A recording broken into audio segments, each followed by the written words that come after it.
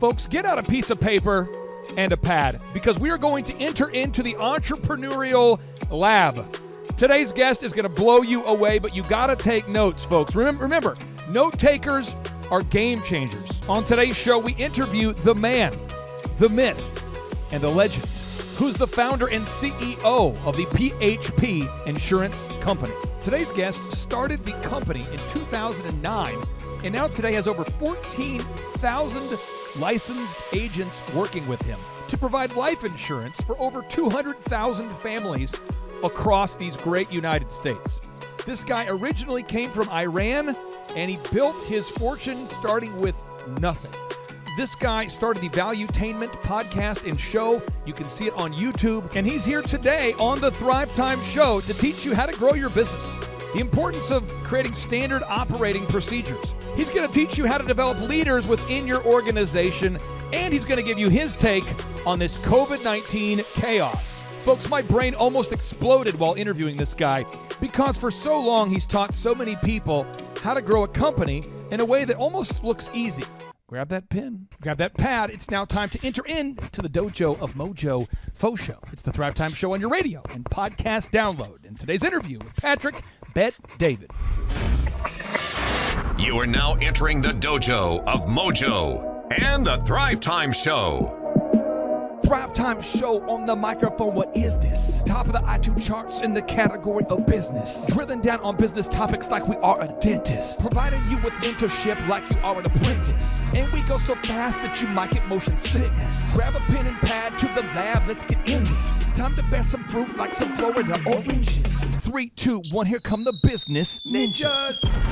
Sonic boom. Yes, yes, yes, and yes. Thrive Nation, we are in the air everywhere. Patrick Bet David, welcome on to the Thrivetime Show. How are you, sir? Good to be with you. Good to be with you. How you doing? Well, I got to tell you what, I'm very excited to interview you because you are to interviewing what Kobe Bryant was to basketball. I first became familiar with you was watching your interview with Kobe Bryant. So I want to ask you, what was it like interviewing the Black Mamba? You know, the best part about the interview with Black Mamba is the interview that nobody saw. It's the hour and a half he and I spent prior to the interview, which was in a boardroom, just kind of seeing how he was with kids, how he was with the managers, how he treated people, how he spoke to my wife, how he and I had the conversation together, you know, what questions he was asking. He asked me a question. He said, so do you get nervous before any of these things? I said, no, not really. He says, yeah, me too. I don't get nervous about this stuff. I'm like, that's cool. I said, why would you get nervous? You played in front of 15, 20,000 people for the last 20 years and you missed shots, made shots, fouled, lost, won. Why would you get nervous? He says, no, it doesn't get to me anymore. But we had a very good conversation together with him. But that was a one-of-a-kind type of an interview because I grew up watching this guy. We came through the same age. He's an August 23rd baby. 1978. I'm October 18, 1978. He came to the Lakers. I'm a diehard Laker fan, so there was a lot of history behind us. You look like a 1987 baby. I'm a 1978 baby. Okay, all right. Now, I want to ask you this because you obviously have had a lot of success, but I like to start off at the beginning and kind of work through that messy middle to encourage some people out there. So where did you come from? What was life like growing up for you as a kid? Born and raised in Iran, lived there for 10 years. When the war between Iran and Iraq happened, we escaped, went to Germany, lived in Germany for a couple of years at a refugee camp, then came out to the States in LA. I was in LA for 6 years. I joined the Army afterwards, went to the 101st Airborne Division Air Assault, got out. Day before 9/11, I started working for Morgan Stanley Dean Witter. I became a stockbroker, got my Series 7, 66, 31, 26 life and health. I went to Transamerica when I left Morgan Stanley Dean Witter, and then I started PHP with 66 insurance agents, grew to 16,000 agents. We used to write 5,200 policies a month. Wow. Last month, we did 10,625 and started creating content on the side part-time. And suddenly that started picking up. And then next thing you know, we've created Valuetainment and I'm running PHP agency. So that's the story of how I went from Iran to where I'm at today. Let's go back to escaping from Iran. What were you escaping? Because I think a lot of people right now don't know the future that Antifa is shaping if they're allowed to go uncontrolled. world were you escaping? Let me tell you, for everybody in America that you hear talking about how bad America is, I dared them to go live in Iran for 5 years. Go live in China for 5 years and let somebody take your voice away from you.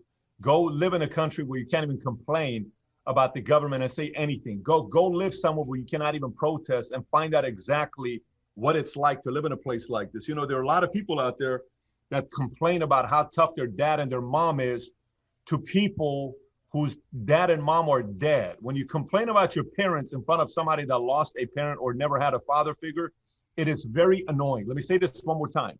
When I say, hypothetically, I lost my dad in war, and the last time I saw my dad, I was 12 years old, and I'm sitting next to a friend who's 23 years old complaining to me about how much his dad challenges him to do more in his life, it's very annoying to hear my friend complain about the fact that his dad is tough on him.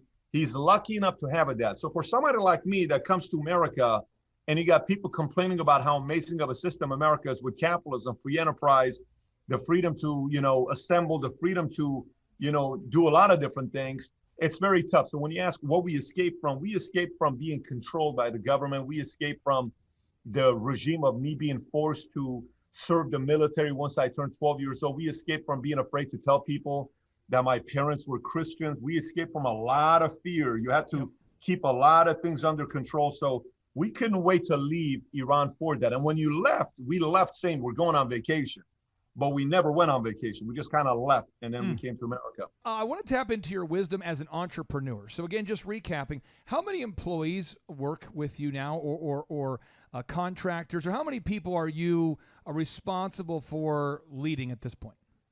16,000. 16,000?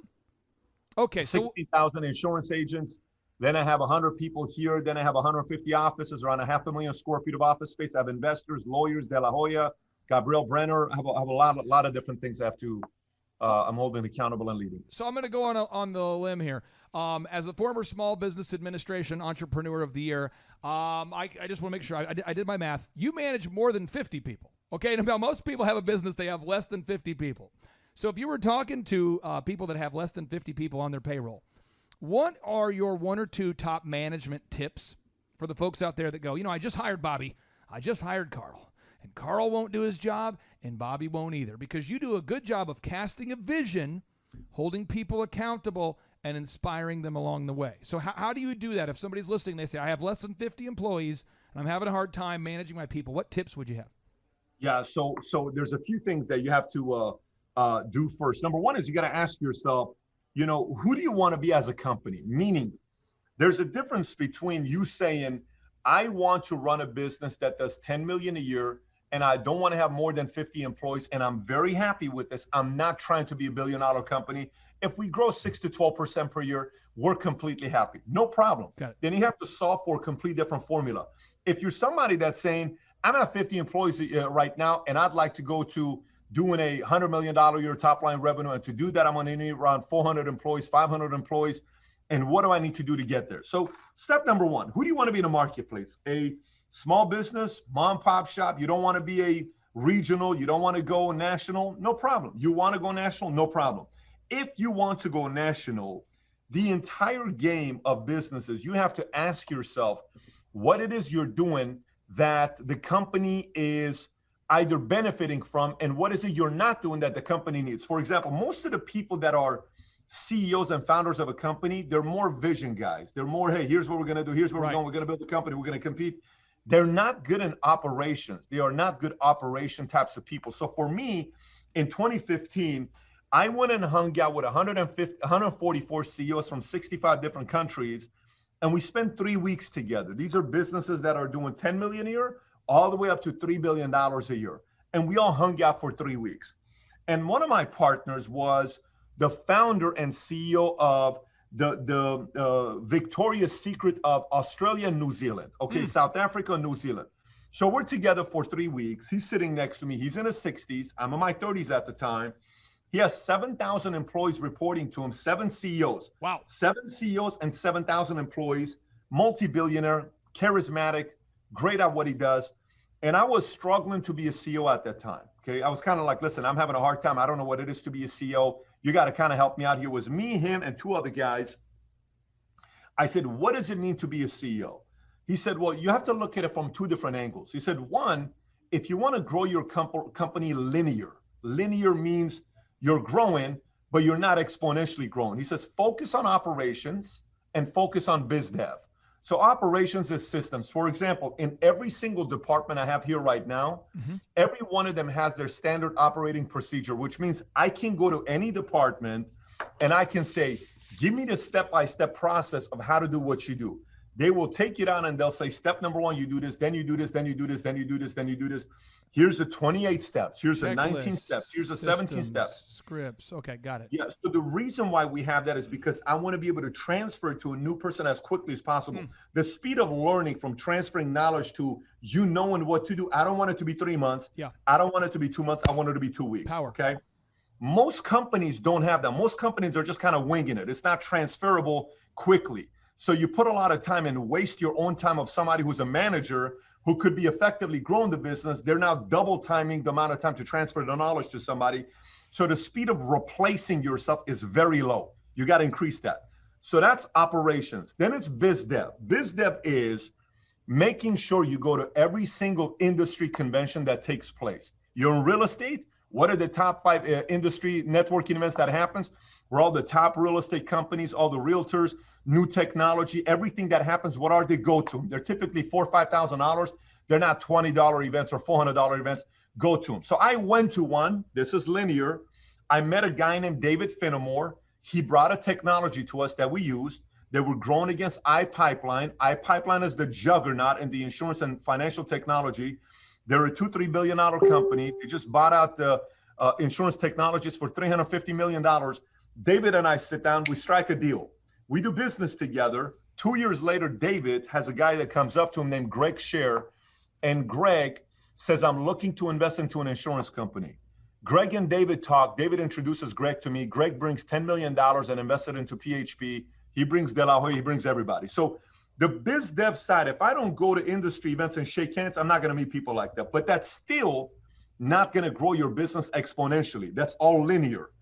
Above it is how you explode your business. To explode your business, you have Next Innovative Campaign and you have leadership development. What Next Innovative Campaign is this. 12 years ago, gas prices go up to $5 a gallon in LA. Yep. You're Kia, you're Mitsubishi. You come out and you say, if you buy a car from us today, we'll pay your gas for the next 3 years. And the buyer's kind of like, wait a minute, that is sick.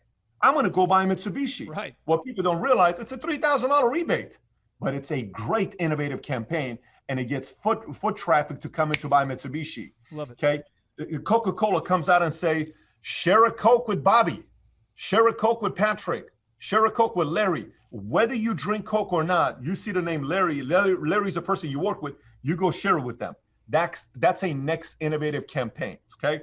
So you got Next Innovative Campaign. The last one here on this side that helps you grow your company long-term is leadership development. What leadership development is breaks down in 2 different areas. One is you being able to find the right leaders to recruit. Number 2 is you being able to turn a 4 into an 8. You being able to turn a 3 into a 7, turn a 5 into a 9, turn a 6 into an 8. If you're great at recruiting talent and leaders and keeping them, and if you're great at developing leaders, eventually you do these 2 things with Next Innovative Campaign leadership development, it's going to explode your business. So for somebody watching this saying, what do I do from running a business with 50 small employees? Ask yourself how much time you spend in the linear side and the exponential side, and then make the right adjustments and you start growing faster. Now, Patrick, we have 7 minutes, 5 fast and furious questions. So here we go. Behind you, there's a bookshelf. It looks like it says REA. What is that? What is it? Okay. Tell us about it. It's a bookshelf that says read. So I got all these books in them. R-E-A-D. Okay, read. I see it, read. Yes, read. And is there a book on that shelf that has changed your life the most? Do you look on that shelf and you go, whoa. There's a lot. I mean, you look like you're a reader. Readers are leaders. I know I hate to put you on the spot, but I mean, there's a lot of them. I'll tell you books that people have never read. Barbarians to Bureaucrats, written by a guy named Lawrence Miller. I spoke to this guy. I'm like, why doesn't your book sell more copies? It's a phenomenal book. He says, I'm a terrible marketer. You know, another one is Hypomanic Edge. These are 2 books that people have never read before. It's a small book. Hypomanic Edge talks about incredible entrepreneurs that are, hypomanic, bipolar, how they're a little bit off, a little bit crazy, and they're very successful in business, and how those two come together. And then I have a book coming out called Your Next 5 Moves that's coming out in the next exactly 6 days from now. Wow. And it's Mastering the Art of Business Strategy. Obviously, I would recommend this one as well. This comes out next week. Okay, next question for you. Coming in hot and fast here. What time do you wake up every day, and what do the first 3 hours of your day look like? I'm a 4 to 6 hours of sleep guy. So if I sleep at 1, I'm going to wake up between 5 to 6:30. Okay. If I sleep at midnight, which I'm a midnight guy, I'm waking up around 5 to 6 o'clock. But on Sundays, which means Saturday nights, I get my 8 hours of sleep. Now, how many kids do you have and why?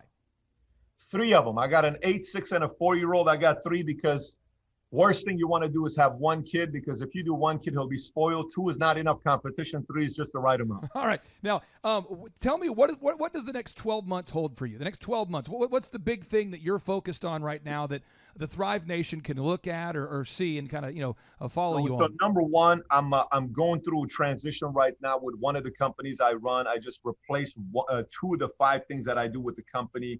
One is a chief reputation officer. The other one is a chief distribution officer. I'm about to replace 3 other positions of what I do with the company, is bringing a CEO and a couple other things, and probably transitioning out, whether I'm going to bring a new partner in or have an exit.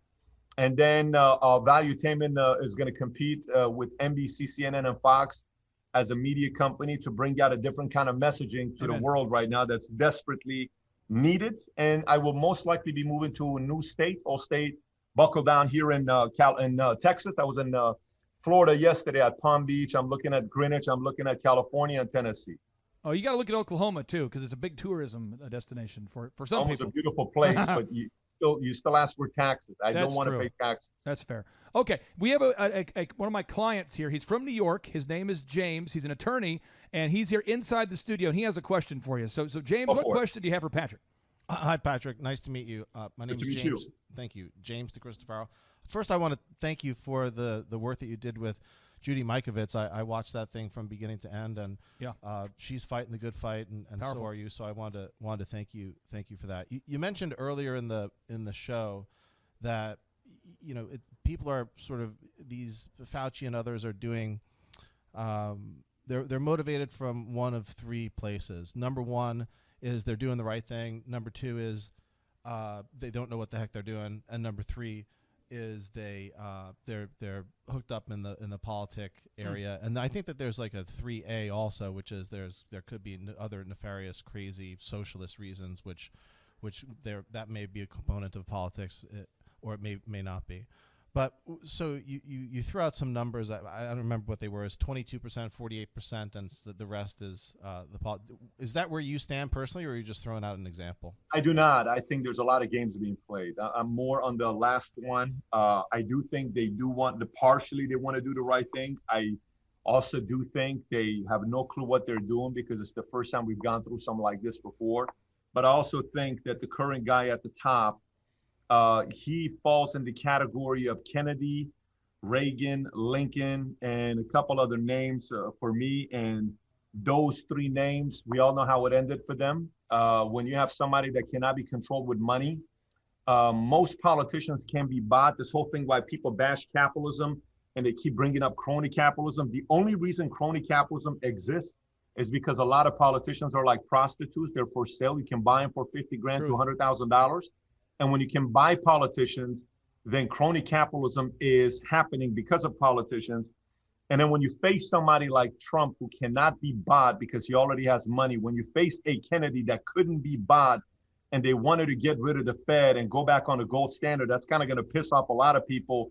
When you got a Reagan that made his own money, has got his own ranch in Santa Barbara, and he's always had some success, he can't be bought. Or you got some of these Lincolns that cannot be bought.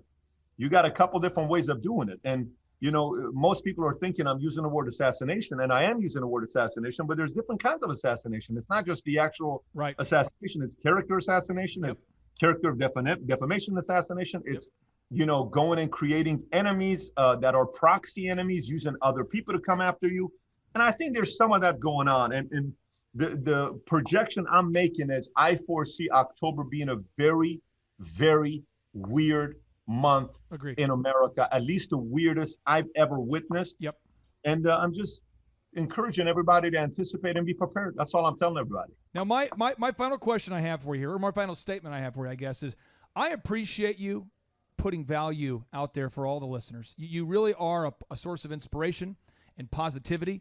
And I just want to give you the mic so you can say whatever you want before you drop the mic. So, my friend, before you drop the mic, what is one message you want to share with the Thrive Nation from coast to coast?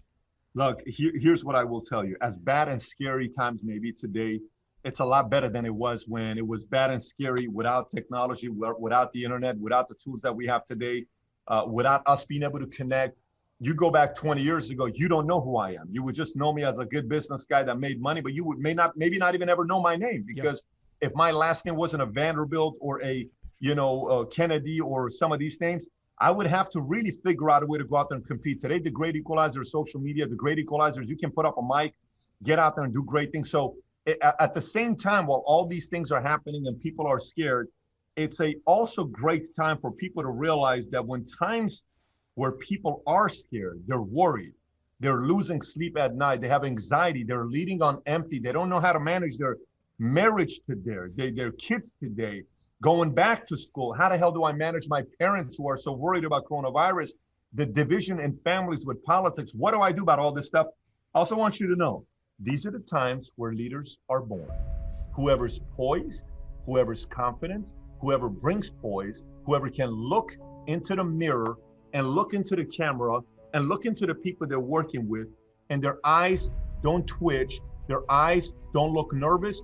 You're about to have the greatest years of your life being here in the next 3, 5, 10 years, because the world's going to realize you're a leader. So at times like this, if we don't have crisis, we are not able to filter out the leaders.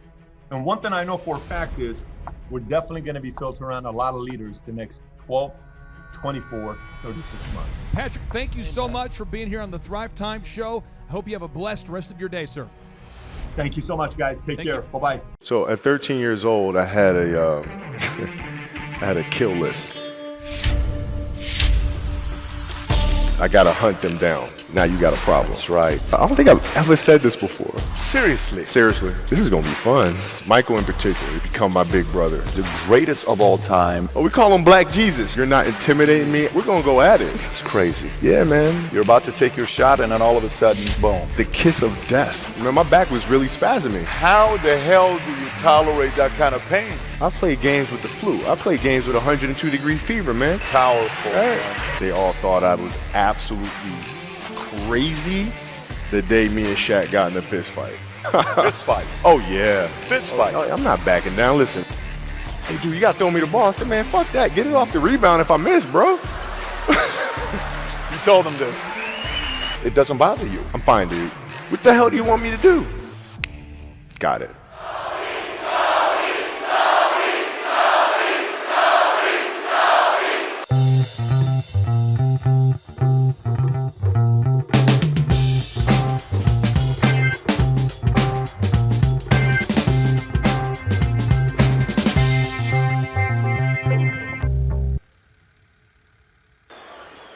Here's who tonight's speaker is.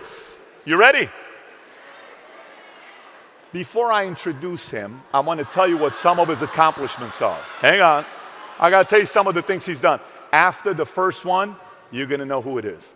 And if you're jacked up about it, I want you to holler and bring this building down. You ready? Let me say who it is first. First sentence. Ready? You got your lives on. You ready? He is the greatest Laker of all time.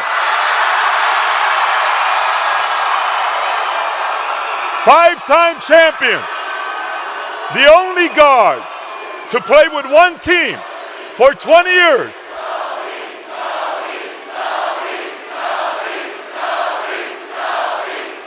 More 40-point games than LeBron and KD. Let me just say this, guys, more 40-point games than LeBron James and Kevin Durant. More 50-point games. More 50-point games than LeBron, Kevin Durant, and Steph Curry combined. And more 60-point games than LeBron James and Michael Jordan combined. Give it up to the one, the only Kobe Bryant.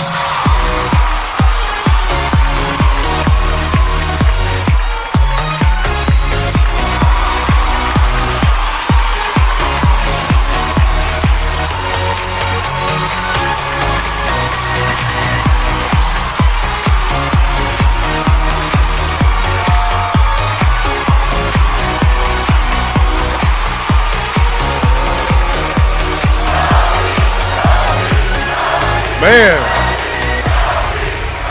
All right. Now, this is a company. This is a company. This is a company.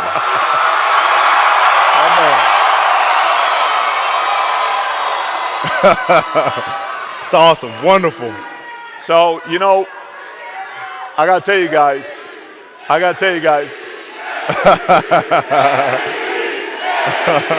Thank you. So we got to try to get through this interview in 60 minutes. So, you know, it's one of the things a lot of you guys don't know. Let me get your attention. Settle down. You can stay where you are, but just settle down. Just don't make a lot of noise so we can enjoy the interview. I get it. Settle down. So, you know, one of the things most of you guys don't know, we were in the back. Mario was asking me a question. Mario asked me a question and says, what do you think about when you think about Kobe? And I said, the first thing that comes to my mind is my dad. He says, why your dad? I said, because, you know, he's born August 23rd, 78. Yeah. I'm October 1878. So you're six and a half, 7 weeks older than me. Right. So when he came to the Lake, I've been a diehard Laker fan since, you know, 1990 when I came to the States from Iran. And I'll never forget this. We would sit there and watch the game together. My dad and I would watch you play. And one day, Lakers are playing against the 76ers.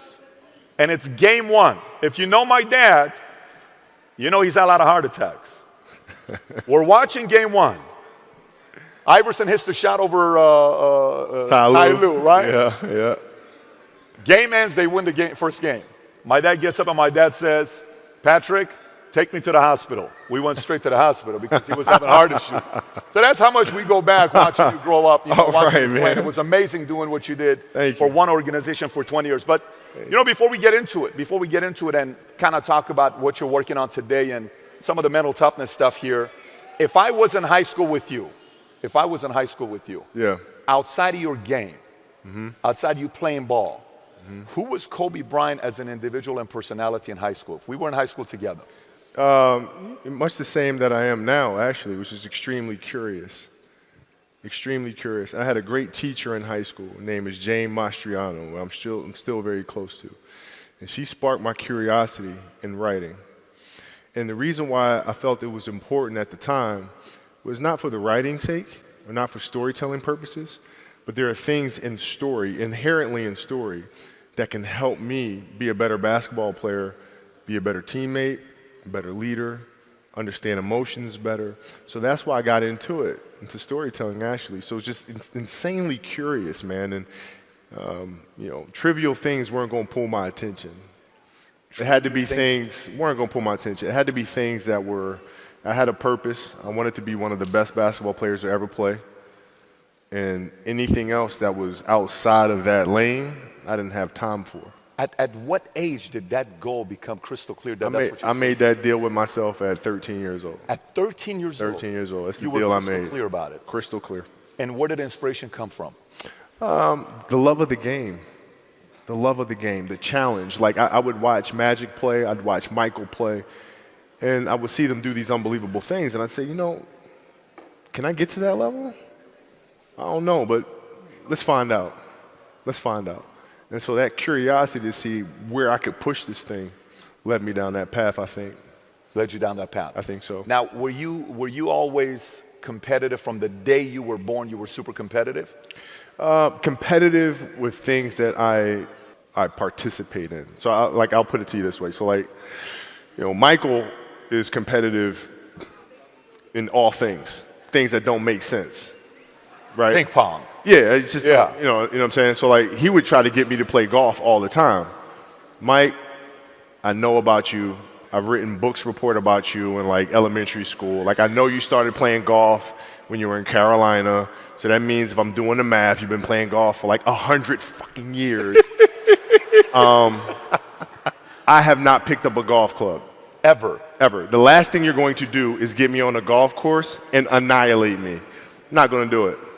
You've never picked up a golf No, club? I did it one time and I was hitting like 400-yard grounders.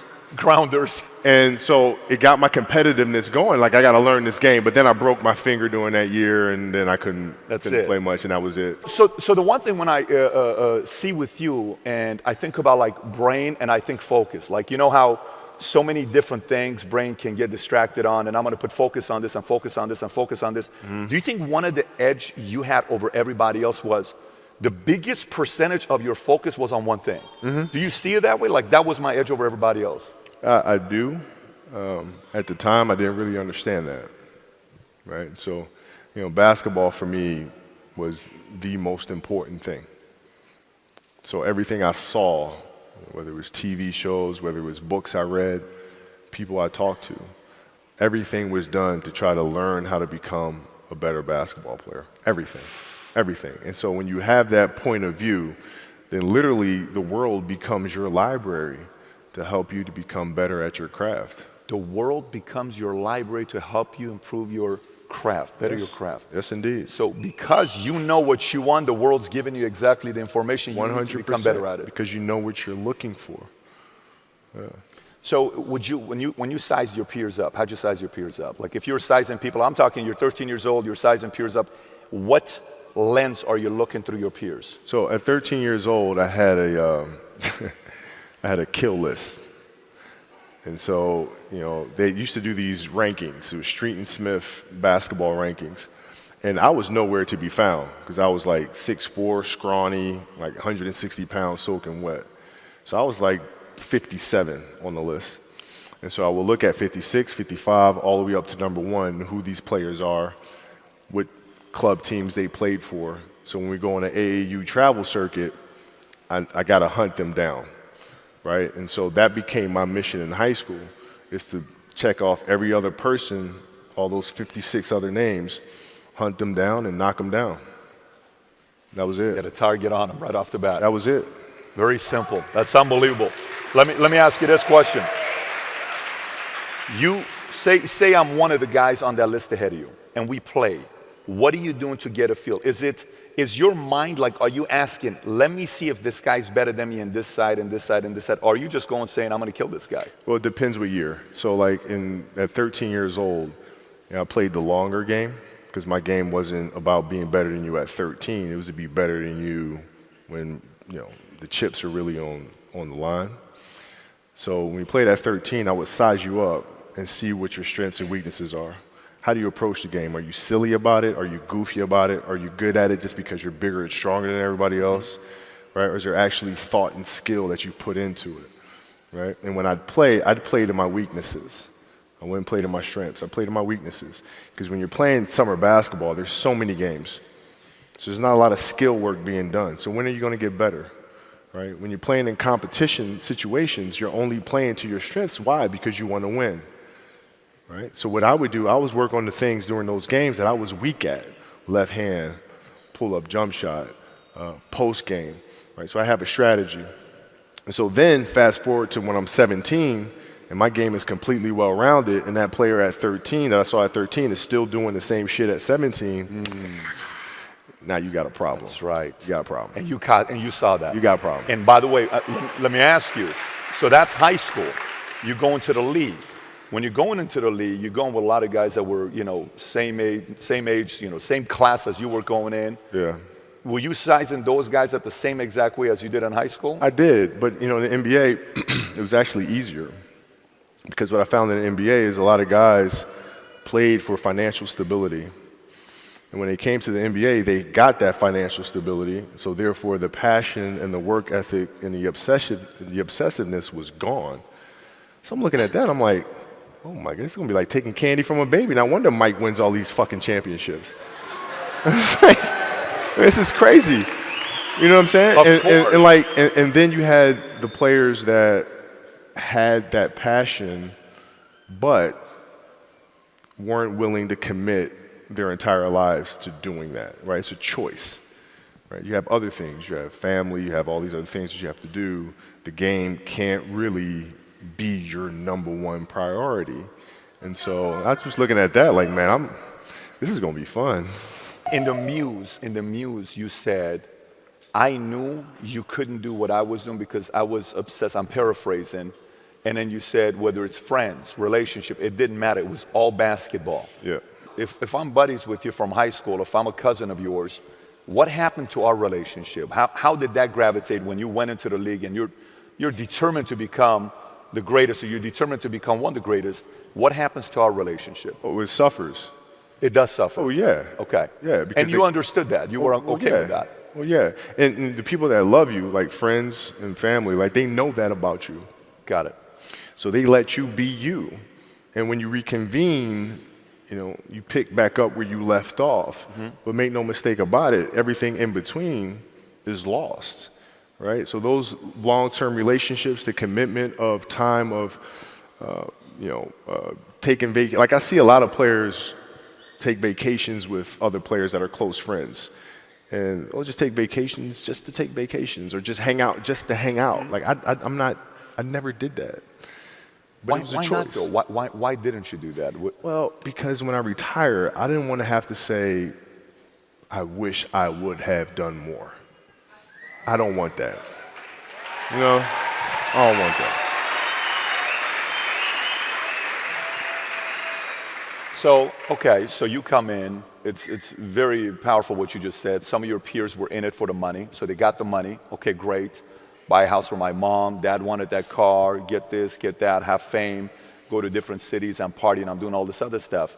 Who were some of the guys that you saw and you watched that weren't just driven by the money? Were there some names that you looked at and says, these three guys are as crazy as I am? At the time, I deal with what I've referred to as Goat Mountain. I went to Goat Mountain, and I talked to Magic, Michael, Bird, Hakeem Olajuwon, Jerry West, Oscar Robinson, Bill Russell. So I would talk to them. What did you do? What were your experiences? Michael in particular, he's become my big brother. He's been my big brother since I first came in the league. And what was that process like? Right. So I went to them and started understanding the ins and outs of the game, and how they approach things and their level of detail and obsessiveness, and that's what I did. Why do you think, and first of all, let me ask how it felt, but I'm curious to know why you think as well. How did it feel knowing, like, from the moment you got into the league, the guy at the time is the greatest of all time, everybody wants to be like Mike, Gatorade, all this stuff. The level of respect he had for you when he spoke about you was different than everybody else. And you're an 18, 19-year-old kid at that time. Yeah. How did that feel when you heard how he spoke about you? It made me feel good, but like what I told him, I was like, you didn't say anything I didn't already know. So, so like, I tell you, like when I was in high school, and I used to work out with the 76ers, I used to ask him, what's it like to guard Mike? Mike? You mean Black Jesus? I'm like, what the fuck? Black who? Oh, we call him Black Jesus. Or you can call him Black Cat. I'm like, I'm gonna call him fucking Mike. That's his fucking name. So the level of fear that he inspired in others was insane. Wow. And I would tell him, I said, when I face him, we're gonna go at it. He says, oh, you don't wanna do that. I'm like, what? Man, you don't know me, man. And so when we matched up, I think he understood that. And when I was 18, my first year, he got the best of me a bunch of times. I was right there the next play. You're not intimidating me. Yeah. I'm not going anywhere. And I think he saw that level of respect, because I think he was the same way at 18 years old. And that common bond is what I think, where our connection was built. Yeah, it was great watching you guys going back and forth, whether it was the All-Star game or whether the famous scene where, you're guarding him, he's in front of you, you're asking him a question, there's a question, and he's saying footwork and do this. Yeah. It's just beautiful watching that take place with the two of you guys. How's your relationship today? It's my big brother, man. Like, I can't, it's, we talk often. We send each other Christmas cards every year. Send each other Christmas cards. Every year that we have nothing to do with, but, yet and still, but we're extremely close, man. Extremely close. That's extremely great. That's close. great. As a fan, I'm not in your world. Your world is a whole different world. I just see it from a fan, and I just see it from what experts say. But as a fan, I feel that's exactly how it would be with you and him, because the level of respect from both sides is reciprocal. And it's great to hear that. Going a little bit past it, you came into the league, you start playing. First year, you get traded for Divac, which we were devastated when we lost Vlade Divac. I want you heartbroken, but we lost Divac. Okay. I think he got the sarcasm. Some of you guys who don't know basketball, you missed that one. You kind of went like this. But Kobe shows up. I mean, I'm like a kid in a candy store. When you show up, I'm like, oh, no more Sedale treat. We're going to get some real players. Nothing against these guys, but we wanted some entertainment, Yeah. So you show up and you play, and there was the one game. I think you started getting a little bit more playing time. I think you did 7.2 points a game because they won't let you play. The coach was just not putting you in there. Yeah. Second season was like 15. I bet if you take your first three and you played college, your 25.4 would be a 26.5, 26.6 type of a number. Yeah. But your first 3 seasons, then the one game, it's the last game of the season, you play Utah. Yeah. The one where you shoot 3 air balls at the end. 5. It was like 5. And then you hit one and his team doesn't go in, right? Mm-hmm. Malone, one of the Malones came and spoke to you. I don't know who it was, from the Jazz. Malone, he was saying something, you were not even paying attention. Shaq was whispering something in your ear. What did Shaq say to you in that moment? I don't even know. You don't remember? No, I wasn't paying attention. Got It was, for me, it's maybe it's a little like asshole of me or whatever, but whatever. He was trying to whisper encouraging things. I was like, I'm fucking fine. Okay, I shot 5 air balls on national TV in front of millions of people that cost us the series, and I'm 18. I'm fine, dude.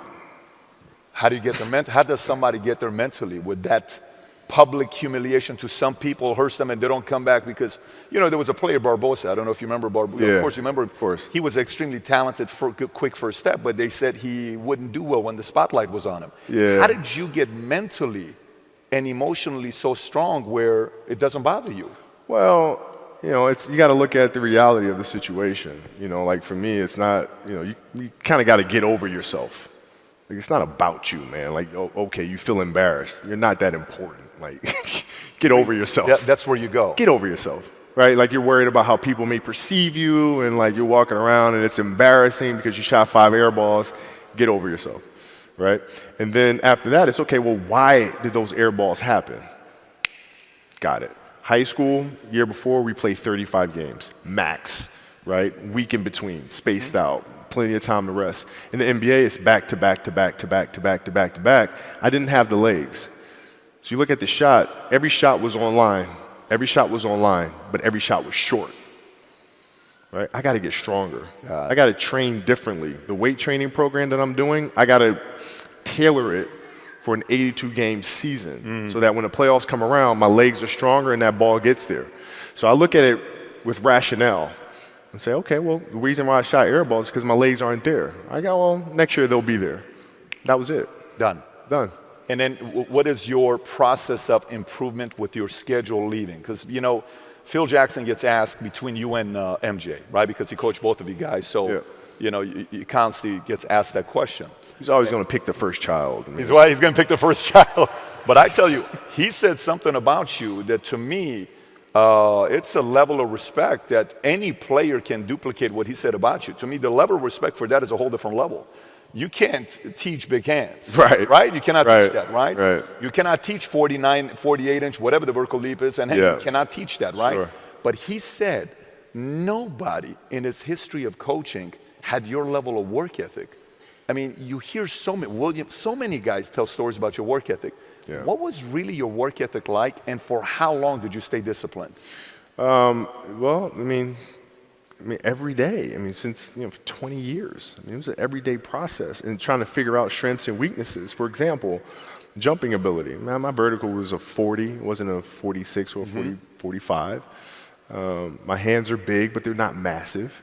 right? So you got to figure out ways to strengthen them so your hands are strong enough to be able to palm a ball and do the things that you need to do. Quickness, I was quick, but not insanely quick. I was fast, but not ridiculously fast, right? So I had to rely on skill a lot more. I had to rely on angles a lot more. I had to study the game a lot more. And but I enjoyed it though. So like from the time I can remember when I started watching the game, I studied the game, and it just never changed. Technical question here. Let's see how you can answer this. Who would Shaq be if he had your work ethic? He'd be the greatest of all time. If Shaq had your work ethic, he'd be the greatest of all time. Greatest of all time by a mile. Sure. He'd be the first to tell you that, for sure. I mean, this guy was a force like I have never seen. I mean, it was crazy. You know, a guy at that size, generally guys at that size are a little timid and they don't want to be tall. They don't want to be big. Man, this dude he did not care. He was mean. He was nasty. He was competitive. He was vindictive. I mean, I wish he was in the gym. I would have had fucking 12 rings. If you had the work ethic. My God, yeah. We ain't be close. Wow. And let me ask you this question. And by the way, I'm not asking this question to create feud between you and him. I don't care, bro. Listen, me and Shaq sit down all the time, and I say, dude, if your lazy ass was in shape. I hear you saying all the time, and he takes it. I tell him all the time. I'm asking this question for a different reason. I'm asking this question because, look, we've grown as a company extremely fast. We went from one office with 66 agents to 10,900 offices, 10,900 agents in 49 states, and we're the fastest growing insurance company now. But I say it for one reason. And by the way, this message is directed to a lot of you, so hear me out very simply. The fact that you say the work ethic side, the fact that you say work ethic side, and you say, hey, if he would have worked that hard as I did, do you think if he would have had the same level of commitment to the game as you did, you guys would have had fewer feuds between each other? Yeah, because I don't deal with people that don't commit at that level, but then act as if they do. I don't deal with that. I don't. It's real shit. I mean, listen. So, like, we used to get into stuff all the time because it was like, you know, he would say, okay, Kobe's not throwing me the ball. And, you know, media would take it and run with it and all this other stuff. And I'm like, well, bruh, if you were in shape, by the time I run down on a fast break and run back and then run down, you're still coming down the first time, bruh. Like, what the hell do you want me to do? Right? So a lot of our contention came from that. And even though he was older, you were still confronting him. You didn't care. Oh, I didn't care, man. From listen, day one, bro. From day one. I knew for sure, Rick Fox, my teammates, they all thought I was absolutely crazy the day me and Shaq got in a fist fight. After that day, they were like, okay, Kobe, you're certifiable. Fist fight. Oh, yeah. Fist fight. I'm not backing down. Listen, either you're going to whoop my ass or we're going to have a night. But, you know, ain't no way. You know, there's a level of respect, and for Shaq too, by the way. I know he's told me that day was a big turning point for him because it was like, you know, he's generally used to talking trash and saying what he wants, and nobody really stepping up and challenging him on that. And when he saw me challenge him on that, he was like, "This kid's crazy. All right, I can win with that." You know, and so that was kind of the beginning of our relationship, I think. That's probably never happened to him. That's probably not something that's common to him. No. I mean, he's also 7 feet tall since he was 3 years old or something, right? This is all coming back to me right now. There's also a game in Phoenix, my first year we were playing, and he kept posting up, but they kept fouling him, so he kept going to the free throw line and kept missing them.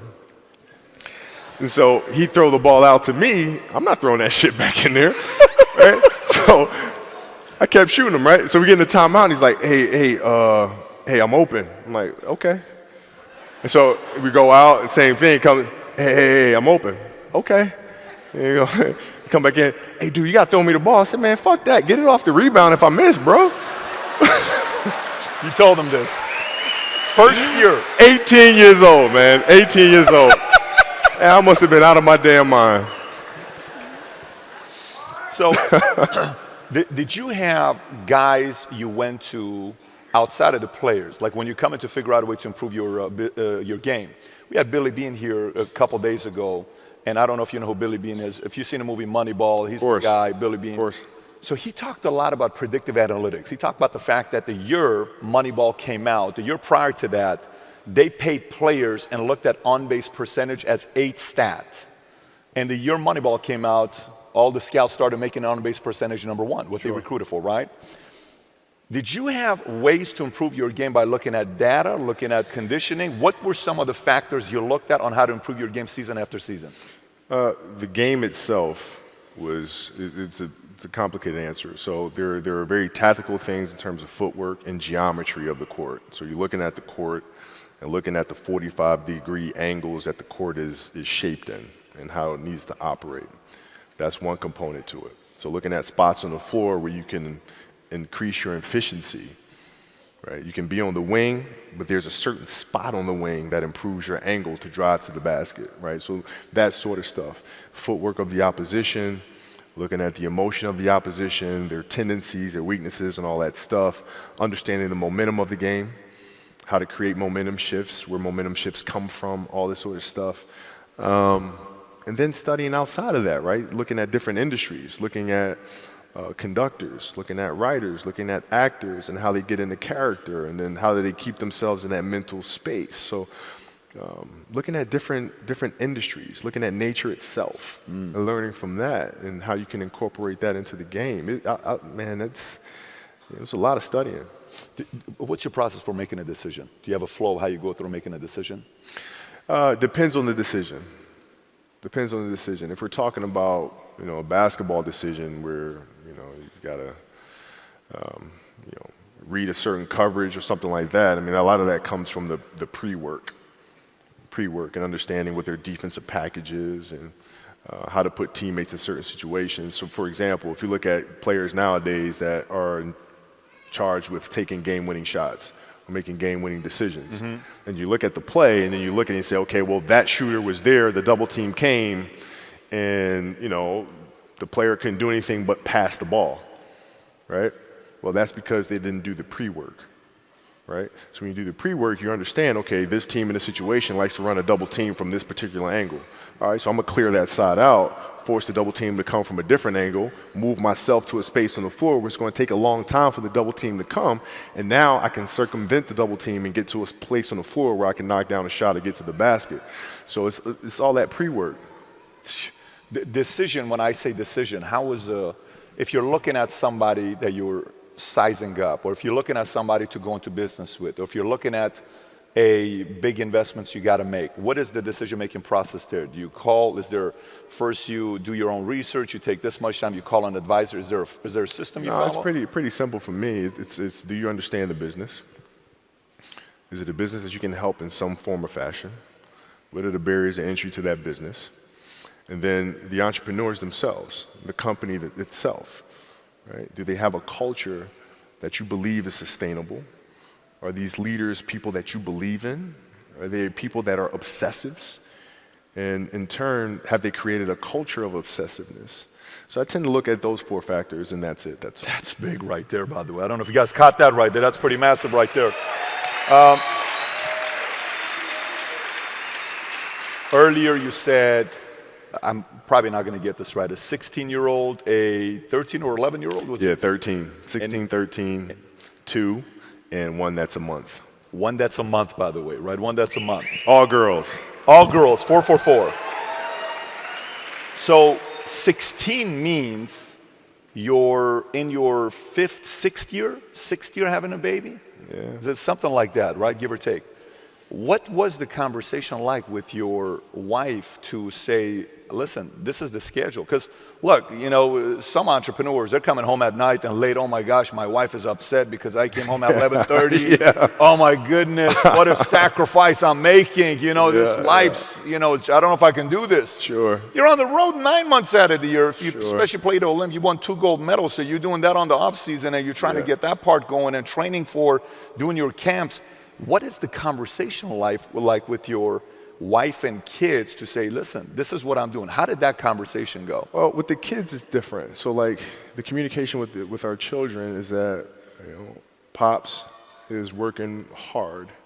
This is the level of attention to detail you need to have in everything you do. So it's setting the example. Same thing with my wife. My wife's a stay-at-home wife. It's the hardest job, man. Right? So she works really hard at that. I mean, it's, and so her attention to detail with that as well are examples for our children. And then for my wife, it's, she's as competitive as I am. So she's like, listen, man, if you're going to be out here training 8 hours a day, if you're going to spend 9 months out of the year away from your family, you better fucking win the championship. What are we doing this for? What are we doing? That. What are we doing? I love that. But it's a balancing act. And that's the thing that's important, is understanding that we have to have so much energy. Because for like Natalia and Gianna when they were babies, especially Natalia because she was doing prime years, and I go to practice and I'd train and I'd play the game and I'd come home and I'd be sore and I'd be tired. And she wants to go swimming, she wants me to take her to the park, she wants to just jump on my back or whatever the case may be. You can't say, I'm too tired, I'm going to lay down. That's not fair. She don't know what the hell's going on, right? And if this was a game, you'd suck it up and play. I play games with the flu. I play games with 102-degree fever, man. Powerful. You can't do that. That is so powerful, right? man. You got to be on, man. That's big. Did you guys, would you sit at the, because you're obviously very detailed, your show. I mean, you're a very, very detailed guy. Would you guys have a meeting, like I sit there and say, okay, if I'm thinking like Kobe, let's just say Kobe's trying to schedule out his year, season's about to start. Would you sit with her and say, okay, babe, this is the schedule next 12 months. Tell me about birthdays. Tell me about this. Yes. Is that what you guys do? Yeah, I look at it and say, okay, birthdays, what am I missing? Valentine's Day, Halloween, Christmas, Easter, like all that fun stuff. I look at the schedule and see what I'm there for, what I'm not there for. Christmas, is it a road game or a home game this year? And then we make a family decision. It's family travel. Do I come back? Like sometimes I'd fly back. Like I'd play a game and to not miss my daughter's birthday, I'd fly back, be there for her birthday, and then fly back with the team, just to make sure I don't miss anything. Respect.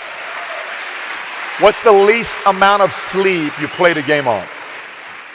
No sleep. Is there a story where it's like, no one knows about, where you went and played a game and it was so insane for whatever reasons? No sleep. You played a game with zero sleep. Zero sleep. Zero sleep. It's like, kids, Natalia had a certain, health situation or what have you, and you're staying up all night, and then you got to go out and perform because fans don't know. Teammates don't know, nor do they care, nor should they, that you've been up all night. You got to perform, right? And so you just got to go to work, man. That's respect. That's it. Respect. And I think one of the things for some, if you follow basketball or not, that you and Mike had in common is that it wasn't, hey, I'm going to take 8 games off this year to try to stay healthy. The mindset of knowing, like that to you is comical, right? To do that. What the hell is that, man? I don't know what that is. That's crazy. Seriously, it's crazy. Like, you got a lot of people paying their hard-earned money to come watch you perform. Perform. It's your job to be in shape. It's your job to be strong enough to perform at that level every single night. And as a competitor, I'm not ducking shit. Like, it's not, oh my God, my back hurts, I'm sore. We got to play Vince Carter and Toronto Raptors tonight. We actually had this happen. We had a game against Toronto in 2000. And Vince was tearing the league up. My back was jacked. But like the perception of that, like what? Kobe's missing the game against Toronto and Vince Carter because my back was really spasming. But people will be like, what? Oh, he's ducking Vince. Excuse me? No, I don't think so. So I would be in the layup line like, okay, there's a lot of days where you can rest and recover. Today ain't one of them. Your back can bother you any other day. That shit ain't bothering me today. Wow. He gonna have to see me today. Yeah. Oh man. Yeah. He was another one that came in. You thought for sure, he was gonna be one of the in a whole different league when he came in. Obviously, he just I don't know what his vertical leap is, 46, 47. It's out of this world what he does. The best dunker I've ever seen. Insanity is, insanity is why they call him that. So crazy. You're an alpha. You have a very strong personality, extremely strong personality. And then you got a team with Shaq, and then you got a team with Phil Jackson, and you guys are all working together. How was it taking coaching from an alpha and you're an alpha? And was there a progression of you finally understanding him or him understanding you? What did that look like, the relation between you and Phil? No, at first it was rocky, but I didn't understand it was rocky. And let me elaborate. I was extremely naive. And with Phil and his genius, his responsibility was to get the team to a place to win titles. It wasn't to appease one player. It wasn't to look out for this player. It was to get the collective whole to win a championship. So he would do whatever it took to make sure that happened. He would see the friction between myself and Shaquille and say, okay, how can I use that? All right, I know Kobe has a passion to play, so come hell or high water, doesn't matter what's going on in his personal life, doesn't matter what's happening here with the team, he's going to show up and perform no matter what. Shaq is more emotional. If something's going on, he won't. So therefore, I got to figure out how to create a wedge between myself and Kobe, because then that brings me closer to Shaquille. And then that helps me better manage Shaq. So that was his ability to manage the team, which was absolutely brilliant. I used to tell him all the time, I said, Phil, look, I know what you're doing, bro. Like, don't insult my intelligence. I know you're being a dick to me on purpose. Like, just, like, tell me. No? Okay, you're going to stay with it? All right, cool. All right. How's your relationship till today? I mean, you guys won 5 It's like a father figure. Really? Yeah, it feels like a father figure, man. So when you were hearing all the experts saying what they were saying, commentators saying what they were saying about Phil, how were you taking that when they were saying what they were saying about him when he was at the Knicks? I thought it was funny. I told Phil, I said, Phil, you know, this is all just karma for writing literally 3 books about me. This is your karma. You told him that? I did tell him that. It was just all in good fun. But I was upset because people don't understand him. And he is a genius in every sense of the word. And how he sees the game, how he sees the spirituality of the game. And people don't understand that. And worse than that, they're intimidated by that. And even worse, they try to discredit that because they do not have the level of passion and obsessiveness to get to that level. So they figure the best thing to do is to tear that level down. That's fucked up. I'm with you. They're 100%, by the way.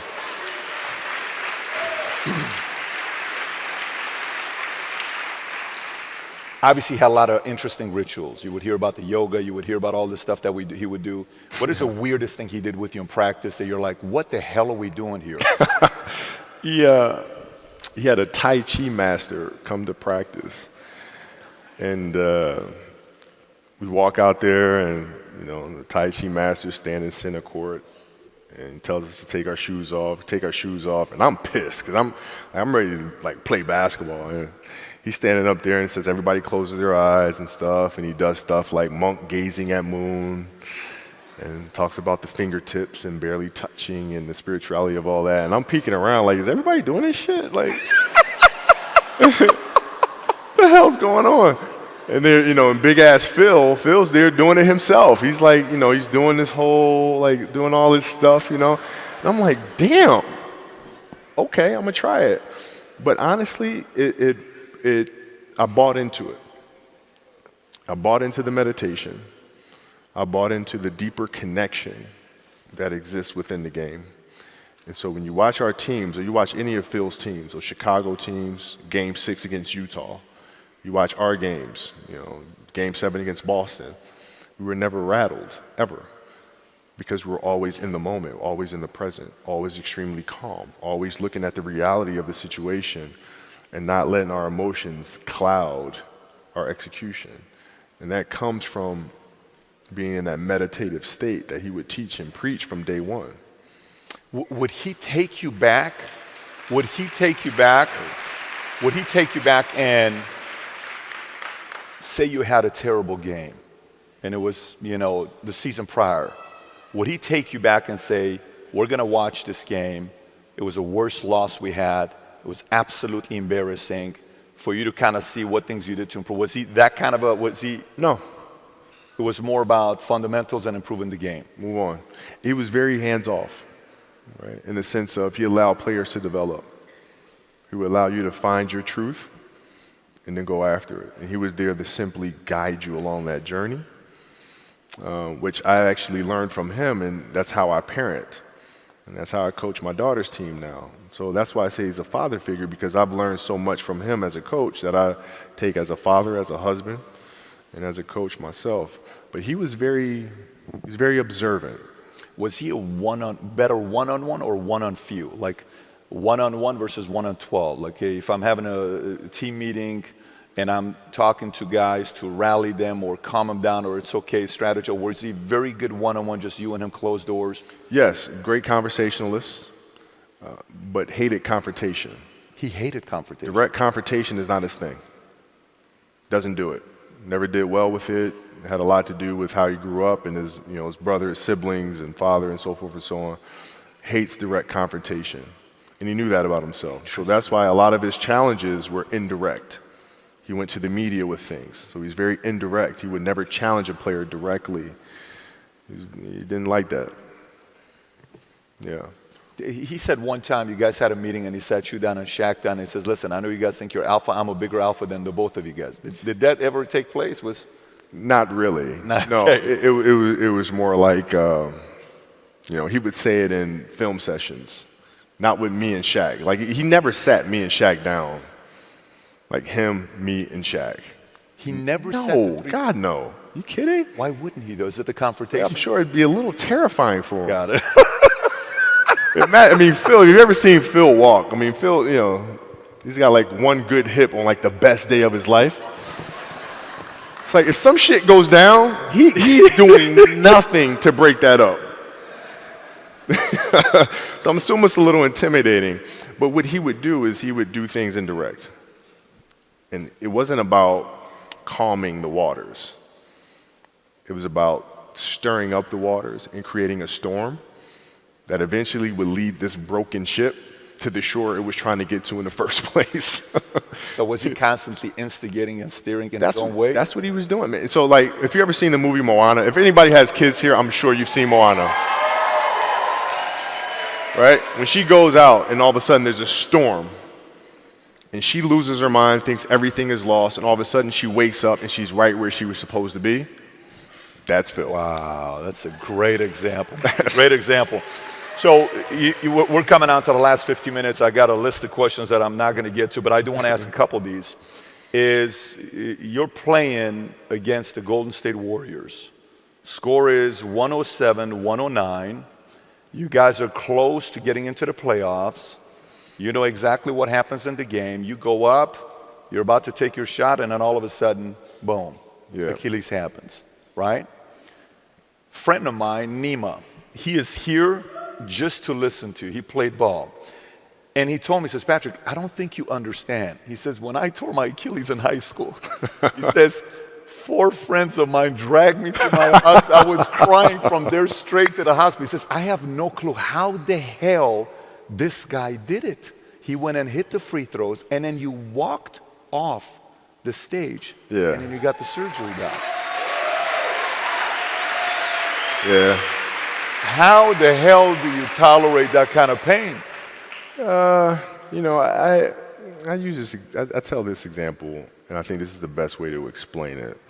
You have a hamstring injury. You pull your hamstring really, really badly. You can barely walk, right? Let alone play anything, soccer, basketball, volleyball, whatever it is. Can't do anything.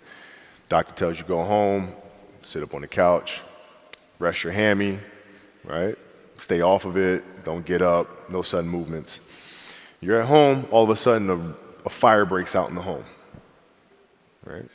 Your kids are upstairs. Wife is wherever she may be. Shit's going down, right? I'm willing to bet that you're going to forget about your hamstring. You're going to sprint upstairs. You're going to grab your kids.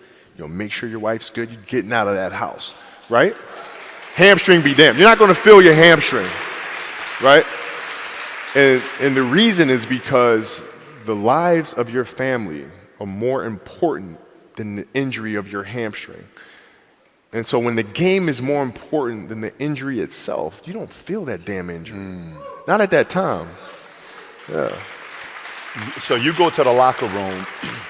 You guys had a shot that, to go into the – you guys were a team that no one wanted to face, even though there was conflict. Maybe if you would have gone round one, who knows? Maybe Dwight would have gone together, Who knows what was going to happen? Sure. It's just you were the kind of team that, look, it's just a pain in the butt to face these guys. We're just hoping you don't make the playoffs, right? I'm sure a lot of people were very happy that you guys didn't make the playoffs that year.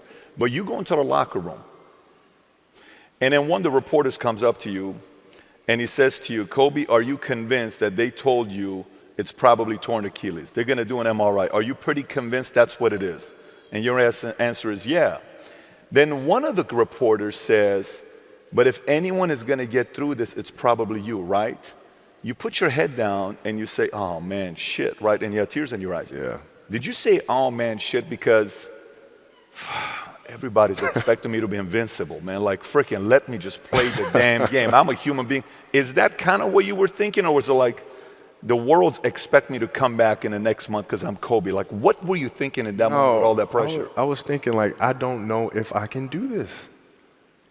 Dude, Wow. Achilles were like the kiss of death for athletes. Like, I don't know if I can do this. I don't know. There's so many factors. There's the surgery that has to take place. The surgery has to go well, right? And then it's a tendon. I'm not dealing with anything that's muscular or things that I can control. I can't control a tendon. You know what I'm saying? So, like, I don't know. And then thinking about what that process of recovery is going to look like. It's a long one. Do I want to do that shit? I don't know if I want to do it. I don't know. So that was the hardest part. You don't know if you want to do it, or you don't know if you are going to be able to come back from it? Both. Oh, like, both I don't know if I can do it. I don't know if I want to do it. Got it.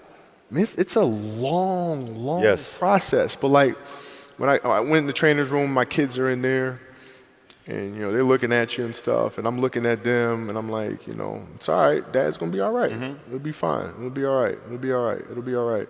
As a parent, you got to set the example. You got to set the example. This is another obstacle. This obstacle cannot define me. It's not going to cripple me. It's not going to be responsible for me stepping away for the game that I love. I'm going to step away on my own terms. And that's when the decision was made that, you know what? I'm doing it. I'm doing it. You're a freaking beast, bro. Yeah. I notice a lot of times you go and you talk about, like, even the example you use right now. If your hamstrings are this, you're down, your wife's upstairs, your kids, you ain't going to think about it. So did you have a lot of these scenarios where you use your wife and your kids to use as no excuse, I'm going to get through this? Was that a mental conversation you had that nobody could hear? Yeah, you got to lead by example. As parents, you got to lead by example. If you want your kids to do whatever it is they want to accomplish in life, you have to show them. You can't. You got to show them. And that's what I tried to do. And you're obviously doing that, man, at a whole different level. That's right. Alter ego. Let's do alter ego, and then I want to kind of go into the story side and how you went into the storytelling and you went in. Guys, this guy won an Academy Award. He's a basketball player. How the hell does that make any sense, right? Wins a freaking Academy Award, right? So, alter ego. Alter ego. Sometimes we are so worried about what other people think about us. It's like, oh my gosh, what if they think I'm crazy? What if they think I'm over obsessive or competitive? And what if this is like, you're too much. This is just not healthy for you to be thinking this way, right? Yeah. How did you get your mindset into this alter ego to be comfortable being Black Mamba? Like, how did that happen? It's a good separation for me, emotionally, to be able to put myself in a place where at practice or when I'm training or during games, I switch my mind to something else. I switch my mode into something else, right? For me, it's the equivalent of Maximus Decimus Meridius in Gladiator picking up the dirt, smelling the dirt. It's go time, right? So that was my mental switch. It was like an actor getting ready for a film. You got to put yourself in that cage. When you're in that cage, you are that character. And then when you leave there, it's something completely different. But when I'm in that cage, bro, don't fucking touch me. Don't talk to me. Just leave me alone. There used to be certain games, like, for like certain key games, I don't think I've ever said this before. This kind of makes me seem very psychotic, but whatever. I used to play the Halloween theme song over and over and over in my headphones. Pre-game. Seriously. Seriously. And it was important that it was Michael Myers because the mask itself was void of emotion. Void of emotion. It has That's nothing to do with psychotic at the pressure, it has highest nothing to level. do with hype, has nothing to do with camaraderie. It's stone cold killer. And I would listen to that song over and over and over to get that's when you know you better run because That's what a lot of people did. yeah, it's like coming out. It's gonna be a tough night. Story. Yeah. So, Kobe, you've probably made in this 50-minute conversation, I don't know, 12 metaphors. So typically people that make metaphors, they're storytellers. To them, everything has to paint a picture. And from the day one, you're talking about you were very curious, right? So when you finished the last game you had, and I'll never forget, we were having a training, by the way, in Dallas, and we finished it. This was 3 years ago. And my sister and I get home. It's 12:30. I was hoping I could catch the game. It's your last game. You're playing Utah. Yeah. And I'm standing up the entire time. I'm getting the last 4 minutes, which is the best freaking 4 minutes. And I see you, Shaq, saying, go for 50. And then you're just going. And you're not hitting easy shots. These are not easy shots. Right. You hit your last shot. You scored 6. Guys, nobody has ever had a 60-point game to retire with. Like, that has never happened. Like, it's insane for this to happen. You hit your 60-point. I got to say this. My sister's in the room. Kobe, I got tears coming down and watching you when this happens because 20 years I've been following this guy. And I relate to you because in the insurance world, I take a lot of your similarity. You may be in a completely different world. I'm looking at the world here, and it's just like, seeing this guy, he's so freaking determined to say, I came and gave everything I had, and I'm going to give it till the last freaking second. That's what you did. But then you leave, and you're like, no, it's good. I'm cool. You tell your story. You give your message. Everybody's flipping out. You're like, no, Kobe's going to come back. No. Kobe, and then you go into your storytelling, all this stuff. How did that disconnect and going into that go? And you're still helping out a lot of players. You're always advising Laker. You know, Jeannie calls you. Anybody calls you, you're helping out, no problem. Sure. But how did that adjustment go from there to all of a sudden, man, I got to go tell stories? Yeah. How did that happen? Because I love it. So, you know, it started for me again in high school when I started learning about storytelling, writing, how to structure a story, how to thread together a narrative that has a bigger message, how to create compelling characters, how to take some of the emotions from my own journey and instill them into characters that inspire or teach the next generation. Therefore, they can avoid some of the pitfalls and landmines that I had to go through. Right? That's something I'm extremely passionate about. So I loved it. So it wasn't a matter of, man, I gotta put this aside. I gotta move on to something else. I was excited. So, man, I can't wait to get started. I can't wait to move on and do something else. And everybody kept saying, man, like, my wife asked me one time, we were filling out a form for school, and it said, all right, father, occupation. And she's like, what am I supposed to put down? You know, I don't know, storyteller. You want me to write storyteller on your kid's form? Wow. He goes, yeah, I guess. I mean, that's what I'm doing. She goes, dude, really? Said, all right, fine, just put producer. I don't know, right? But during that year, everybody kept coming up to me and saying, okay, you're going to have stages of grief when you retire. You're going to go into a state of depression when you retire. And those are all normal and all this other stuff. And I'm like, dude, I'm fine. Yes, of course you would say that. I said that too. I'm like, dude, fuck, man.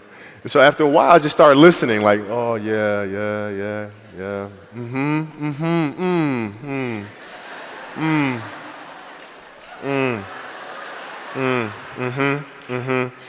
And, you know, and then my competitiveness inside was like, no, I'm going to do something in the next 20 years that is better than these last 20. You might not understand that. I'm doing that, you know? So the competitiveness kicks in. You've gone. Same determination. What's your current work schedule look like today? It's different because I personally am not writing every word of the novels. I am not animating the films. What I have to do now is make sure that the people that we bring in, these obsessives that we bring in, are challenging themselves to do the best job that they think they can do. That's what I'm there for, is for them to constantly look in the mirror and self-assess and challenge themselves. If we have a project and you're saying, okay, I can do that, that's not the project we want. The projects that say, I don't know if I can animate that. I don't know how to write that story. I don't know how to do that. Those are the things we want, because through that curiosity, you'll reach a level that you didn't think was possible. Mm-hmm. And so running the studio, that's what I'm doing. Are you a big movie guy? You're huge. Okay, so how do you watch movies? Like, you know, my experience is people watch movies in many different ways. Not everybody watches movies the same way. When you're watching movies, how are you watching a movie? I watch them multiple times, and I wear different hats every time. So the first time I watch it just as a fan for pure entertainment value. Then I watch it from the director's lens and see why he made some of the decisions, or she made some of the decisions that she made for the film. Mm-hmm. And then I look at the lighting. Lighting? Oh, yeah. Like lighting's extremely important. Of course. Oh, yeah. Then I listen to the music. And then you can challenge yourself by really understanding the director's point of view if you watch a film without music and without sound. Then you can actually see the film for what it is. So I watch it at different stages. I mean, obviously, Academy Awards that you won, the gentleman you hired for the sound, wasn't it John? John Williams. John Williams, did the music, right? And John Williams is like the GOAT in his world. Bro, he's the modern day Beethoven. Yeah. And this guy's composed any song right now that you can remember from a film, he's done. Superman theme, did that. Indiana Jones, did that. Jaws, did that. Harry Potter, did that. The Olympics theme, did that too. I mean, the list goes on and on and on and on. And, you know, he's like 85 years old. That's crazy. Yeah, man. That's yeah. crazy. Yeah, That's he's pure doing the new Star Wars film now. Oh, Star Wars too, that part. He did that one too. Yeah.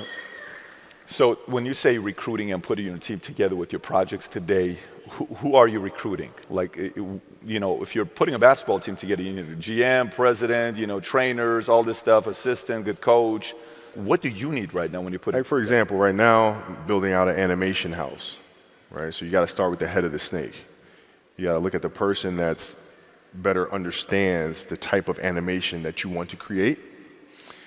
And they have to be obsessives, have to have a knowledge base, a historical knowledge base, because I love people that understand the history of their industry, ins and outs of it all. Mm-hmm. Mm-hmm. And then you bring that person into the picture, and then you allow them to do what you brought them in to do. So you leave them alone, kind of like Phil left you guys alone to do. I'm not going to hire you to tell you how to do your job. Got it. So recruiting, obviously in the league you were known as a great recruiter. So what is your recruiting approach? So if you're sitting down with me, I'm somebody you really want me on the team. What's your approach to recruit me? You want first place, come play with me. You want second place, go somewhere else.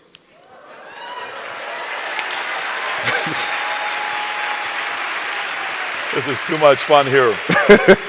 Final thoughts, man. What are we going to see with Kobe next 20 years? What other projects you got in mind that you're working on right now? The biggest challenge for us is looking at the entertainment industry and how to diversify it, particularly in animation, but also in writing and young YA novels, middle grade novels, how to create more diverse characters, how do we have better representation, how do we create better opportunities, not just ethnicity, but also gender diversity.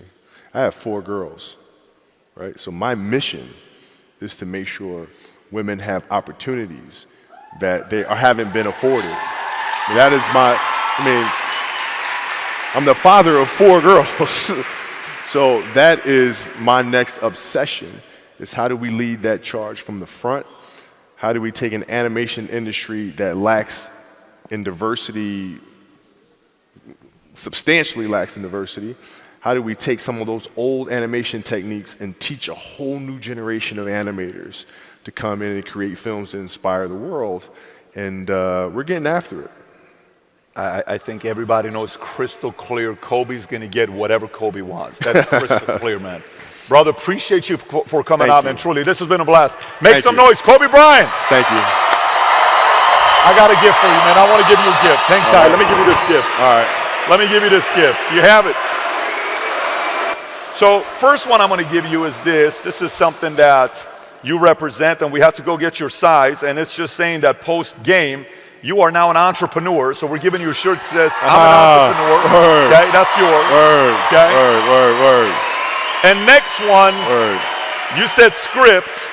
So we went and got a Star Wars Force Awakens script signed by J.J. Abrams, brother, because My you know man. that's the next phase. Oh, that's of your amazing. career. I hope Bro, you enjoyed. thank Truly, you. I hope you enjoyed. Thank you. Thank you. Thank you for coming on, man. Thank Truly, you. man. Thank you for coming on. Thank It's been a you. blast. Thank you. Everybody make those. Kobe Bryant. Thank you. I love it. Oh, man. Love, man. Love.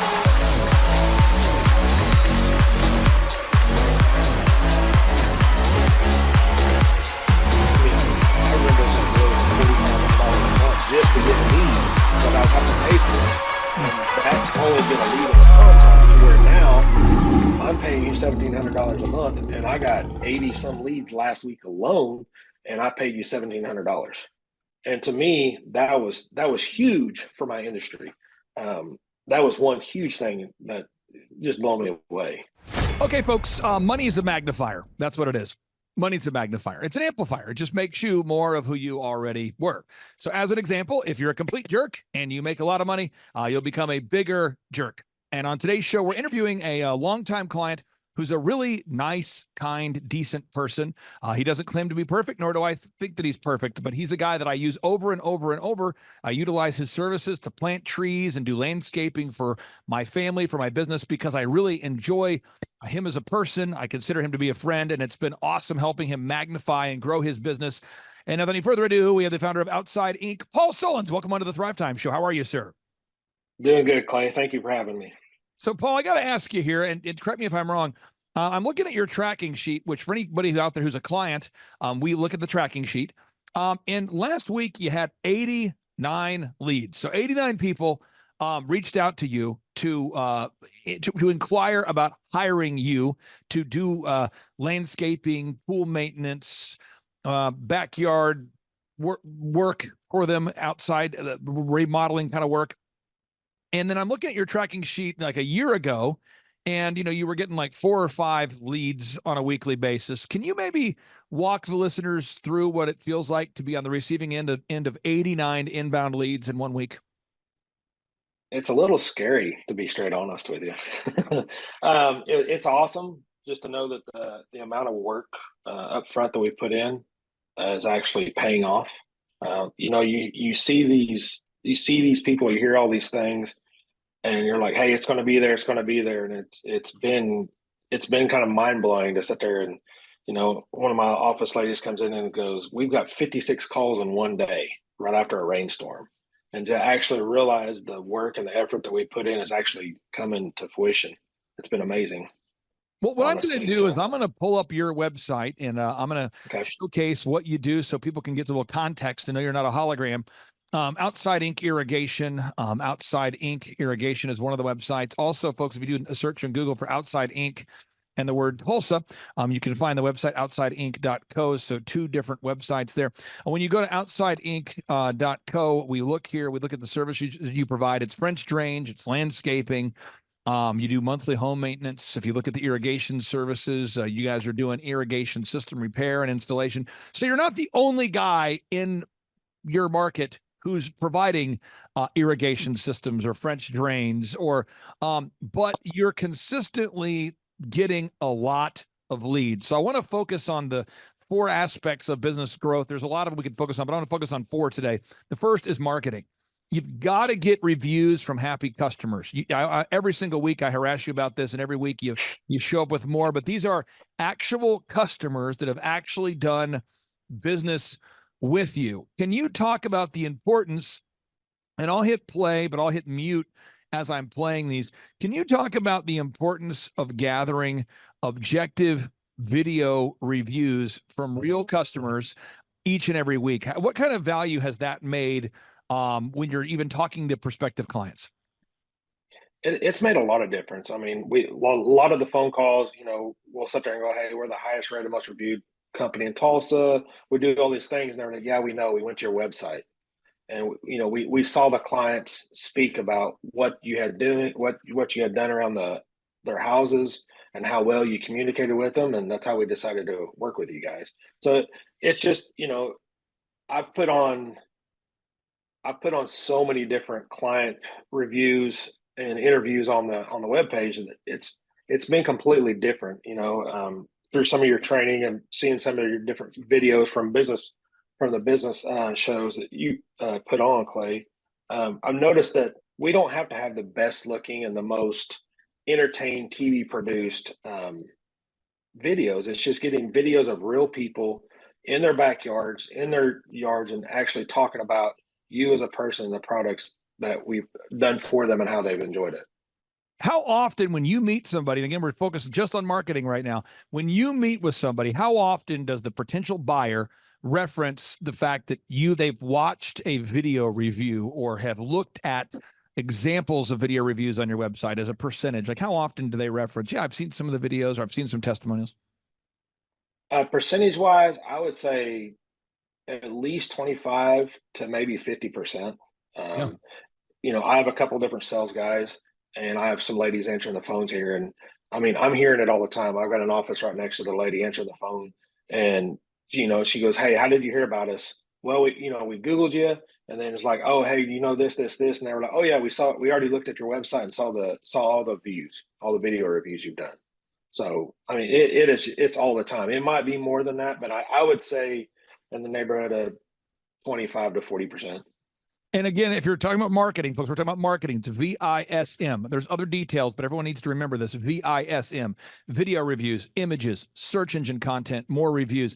Let's hop on to images. You're constantly gathering images of your projects. So it's not an event. I think a lot of people think planting a garden is an event, and it's not an event. I think people think that getting married is an event. It's not an event. I think people think that raising a child is an event. It's not an event. It's a process.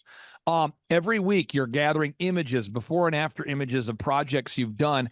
How has that paid off? Just the consistency of adding before and after images of projects. It's actually done it quite well. It gets my guys, number one, it helps my staff and us know that, number one, because as the owner of the business, you can't be on every job, as you grow, it helps me know that the guys are doing what I'm wanting them to do in the field. My company is actually being portrayed the way I want it to be portrayed. But then also, people always look at a company and look at, we pull up in a nice fancy truck and they're like, "Oh, these guys, all they're going to do is the big fancy jobs." And not all our jobs are big and fancy. I mean, we talk and we work for the average Joe, the average person in the background. So when they're able to look on, and see some of these photos of it, just a little small French drain, or we poured a little 10 by 10 concrete patio, it actually helps us relate better to the clients and the customers in the field. I feel just having all those videos and pictures. Just to be super clear, again, video reviews, got to get them every week. Images of projects, you do a great job with that. Search engine content, our team handles the optimization, the ongoing updates on the website, so you don't have to mess with that. How much does that help knowing knowing that you don't have to go in to your website and figure out how to code and update a website every week? There's no way I'd be where I'm at if I had to sit there and mess with that. Running a company, a lot of people always say starting your business is an easy thing. It's managing it and keeping on top of it. And these little details like this, I mean, we're in the age now, word of mouth is one way, but everybody's going to Google and going to your websites to see how to get hold of you. And that's the marketing we are in today, society. And I think that is super important to have that up and running. And when I don't have to mess with it, it has blown me away, because I mean, I got to deal with my employees, I got to deal with all this other stuff. And so it's just a huge peace of mind to know that that's just taken care of. I don't have to mess with it at all. Now, so again, we go back to this VISM, and I think one way we learn is through repetition: video reviews, images, search engine content, the ongoing optimization of the website. We handle that for all of our clients. And then more reviews. We're never done getting reviews. And so right now, if somebody goes to Google and they do a search right now and they type in Tulsa tree planting, which is how I originally heard about you. Was I was looking to plant trees at one of my properties. I went to a church called Church on the Move, a really wonderful church. At the time was led by Pastor Willie George. And the church, the trees looked incredible on the property. And so I kept asking people, who does the trees? Who's doing the work? And I kept hearing your name. And that's how I first met you. And now today, when someone types in Tulsa tree planting, you come up top in the search results, 703 reviews.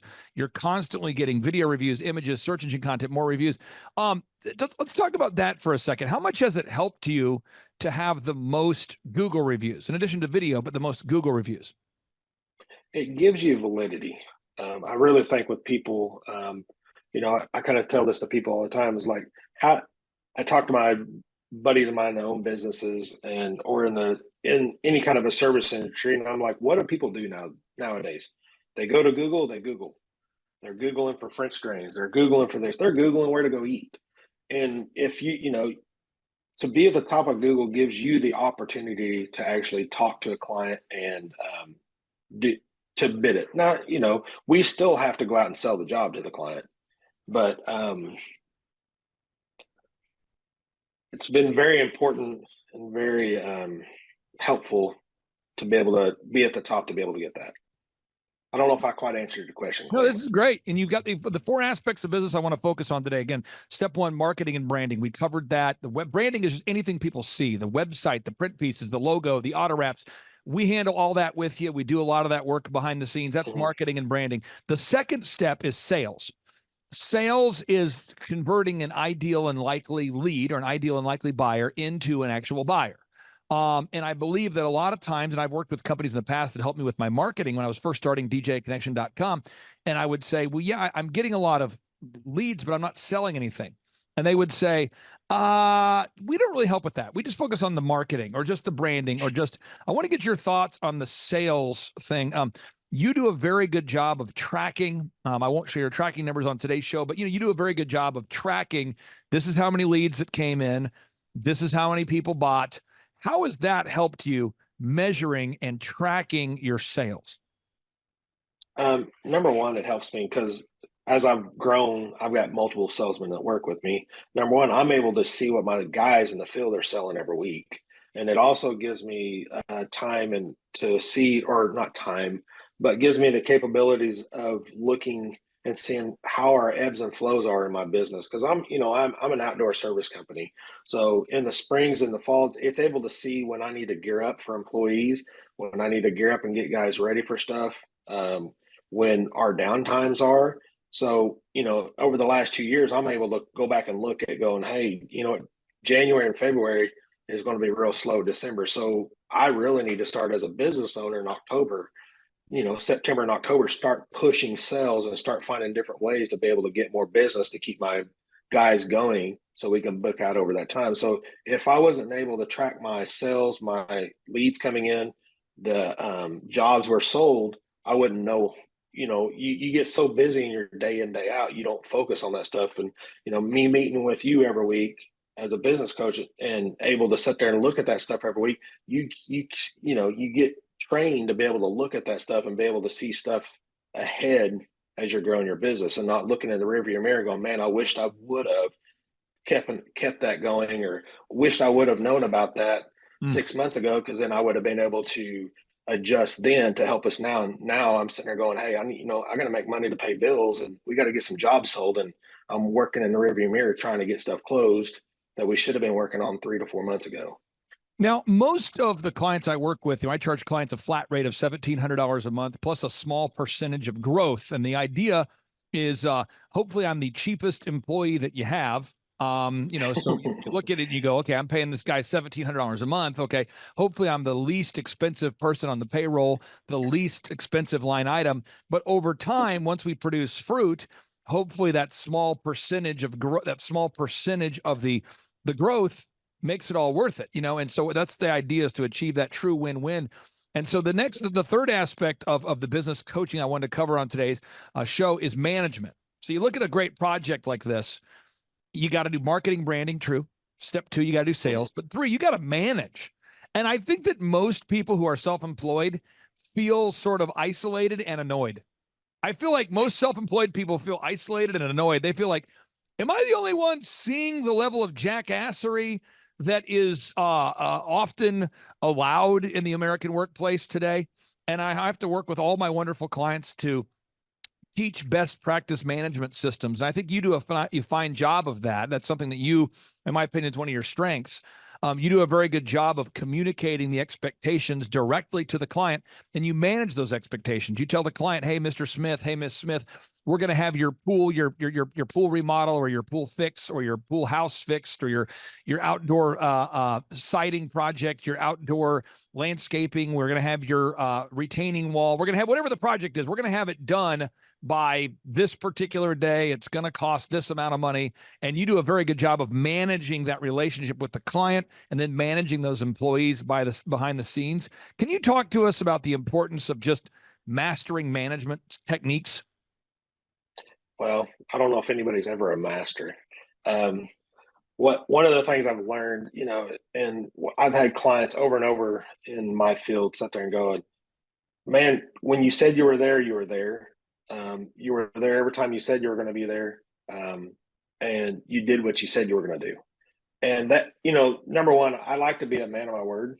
I mean, I like to be able to tell people when we're going to be there. I work in the outdoor industry. I mean, it rains. We're in Oklahoma, so you're going to have delays.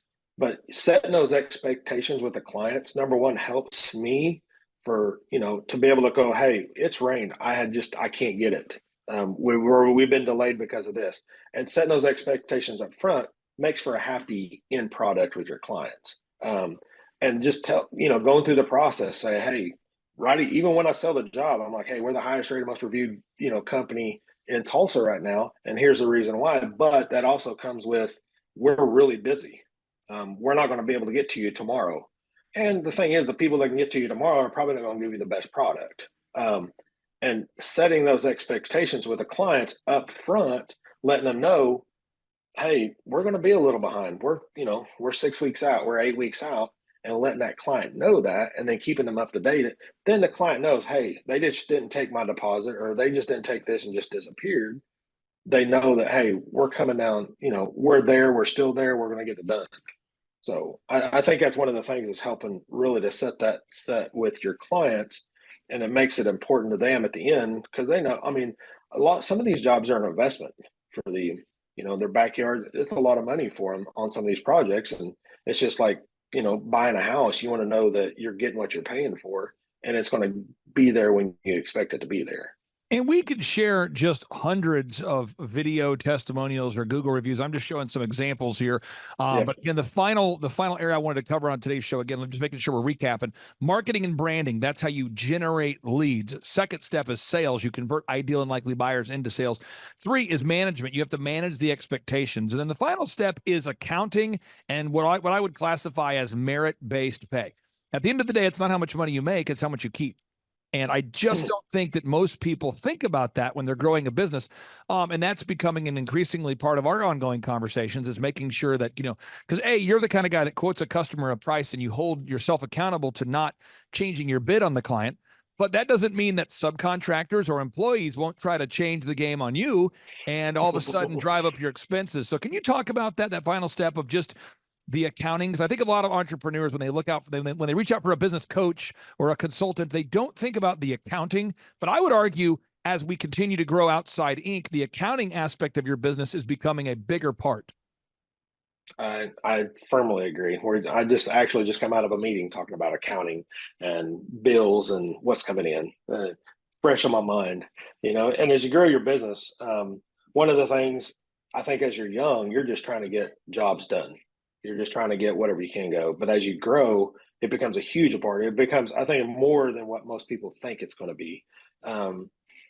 And getting, keeping the money and keeping the accounting, it's just like this last year, Clay, me and you had been talking about, doing merit based.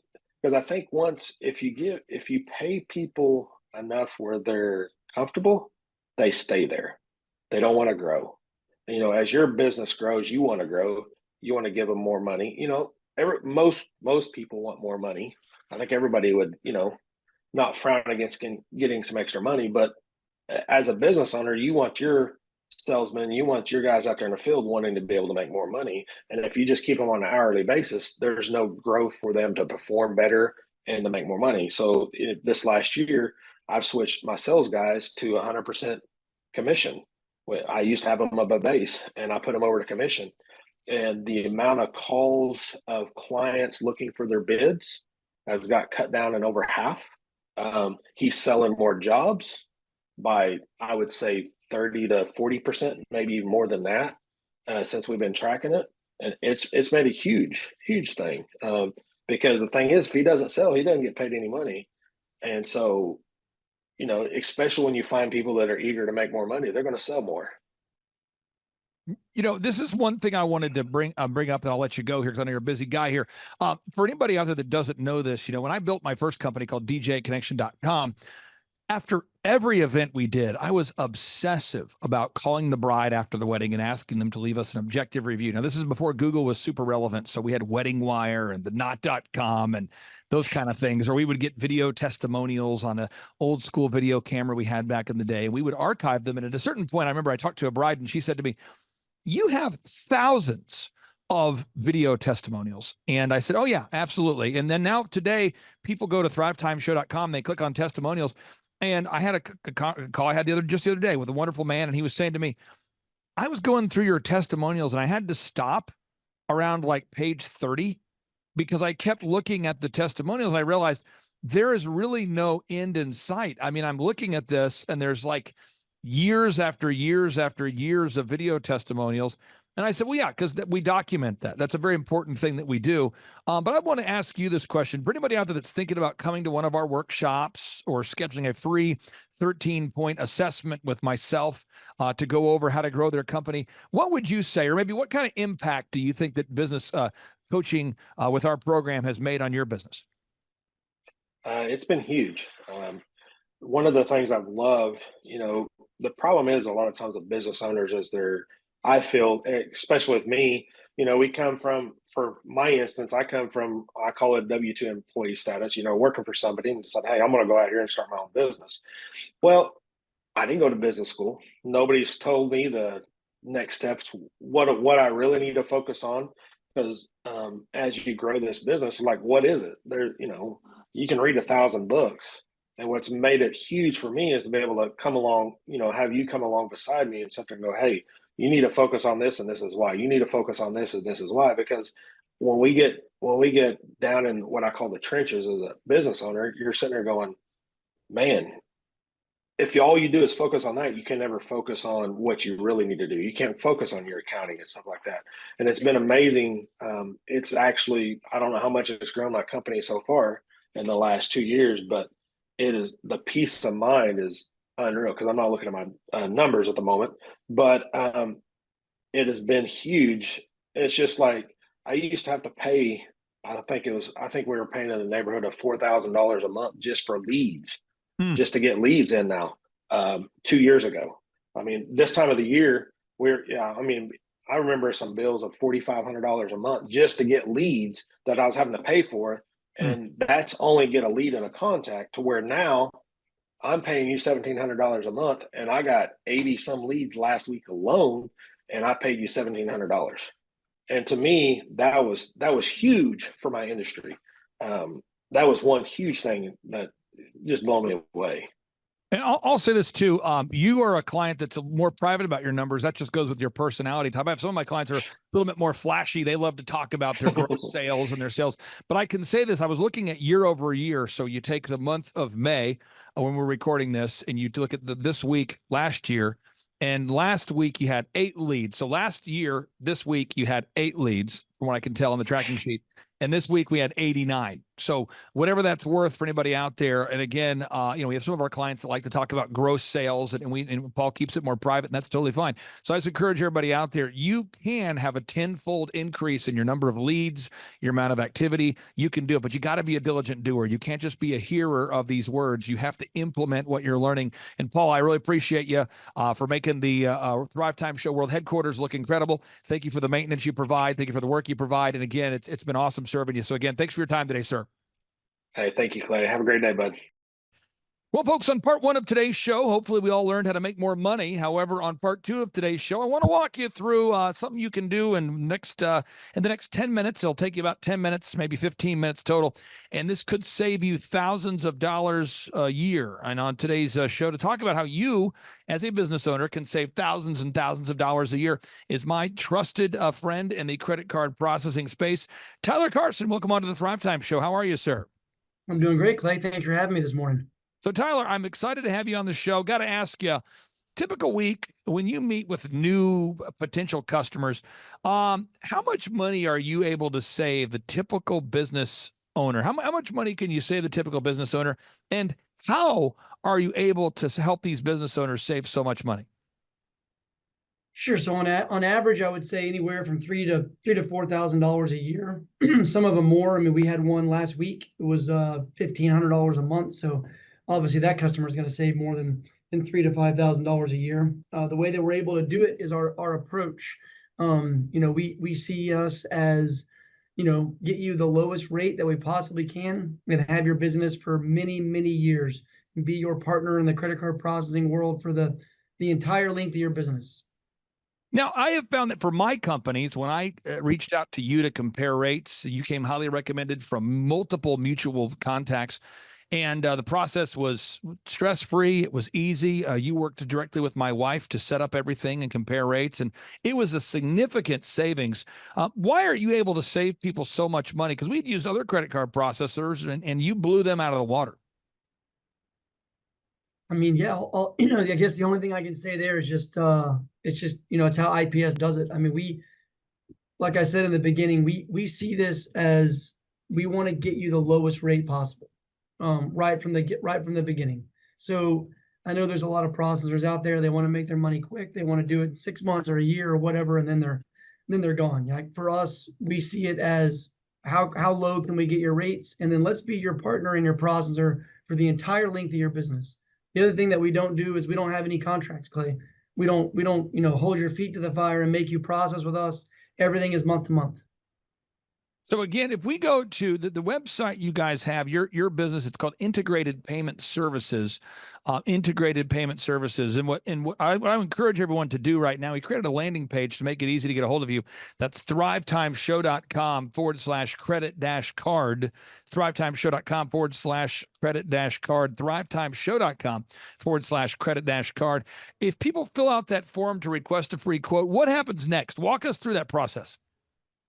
Yeah, so as soon as that form gets completed, I get an email. I know that they're looking to speak with me, and then someone here on our team, we reach out. It's about a 5-minute conversation just to kind of learn more about their business. For us, it's not only about lowering and saving money. It could be about us having a product or a tool that's also going to enhance their business. Maybe help them process in a way that they haven't in the past. And so we have that brief little conversation, and then they send us over some information. We put together a comparison. The whole process takes about 10 to 15 minutes. Now, I know you're not going to give away any personal information of a related specific client, but could you give us a case study or a recent example of maybe a specific industry or a kind of business that you were able to meet with recently, and maybe how much money you were able to save them? Yeah, I've actually got one here on my desk. It is an eye care, as an optometrist. We're going to save them right at $1,500 a month.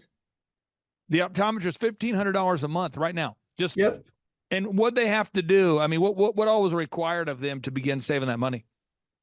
We took a look at their current setup. We provided a comparison.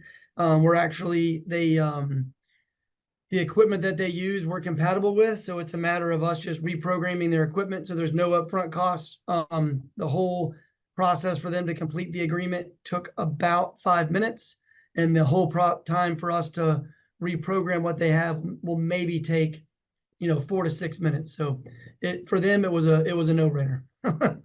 So it really is a no-brainer. I would encourage everybody to take the challenge. Now, once people fill out the form, you probably get hit with the common 2 or 3 questions. What questions do people typically ask you right away when you first make contact with them? You call them back. They filled out the form. What questions do people typically ask you? Oh, how are we able to save this kind of money? That's normally number one. Why are you lower than anybody else? And all I can say is it's because of how because of how we do business, because of how Integrated Payment Services sees ourselves as a company. Well, I'll tell you this, folks. I'm very happy with Integrated Payment Services. Tyler, I'm really happy to work with you, to have you on the show. I think it's a win-win for our listeners. I'll give you the final word there, sir. For people out there that are thinking about, maybe someone has carpal tunnel and it's a little bit painful to fill out the form. Somebody thinking about taking the massive sacrifice of time and energy to go to thrivetimeshow.com/credit-card and fill out the form. What say you? Yeah, I mean, we're here to help you. It's a 5-minute conversation to talk to me and our team. Who doesn't like to have more money in their pocket as a business owner? And that's what I love about my job, is that I'm able to come in, look at these, studies, or look at these different industries and actually help people really save money. So let's make it happen. Let's save some money today. Give me a call. Again, folks, that's Tyler with Integrated Payment Services. Tyler, thank you so much for your time, for your energy, and we'll talk to you next week. You got it. You guys have a good week. Bye-bye. JT, do you know what time it is? 4:10. It's Tebow time in Tulsa, Jerusalem, baby. Tim Tebow is coming to Tulsa, Oklahoma during the month of Christmas, December 5th and 6th, 2024. Tim Tebow is coming to Tulsa, Oklahoma in the 2-day interactive Thrivetime Show Business Growth Workshop. Yes, folks, put it in your calendar. This December, the month of Christmas, December 5th and 6th, Tim Tebow is coming to Tulsa, Oklahoma in the Thrivetime Show 2-day interactive business growth workshop. We've been doing business conferences here since 2005. I've been hosting business conferences since 2005. What year were you born? 1995. Dude, I've been hosting business conferences since you were 10 years old. And a lot of people, have followed Tim Tebow's football career on the field and off the field. And off the field, the guy's been just as successful as he has been on the field. Now, the big question is, JT, how does he do it? Well, they're going to have to come and find out because I don't know. Well, I'm just saying, Tim Tebow is going to teach us how he organizes his day, how he organizes his life, how he's proactive with his faith, his family, his finances. He's going to walk us through his mindset that he brings into the gym, into business. It is going to be a blasty blast in Tulsa, Jerusalem.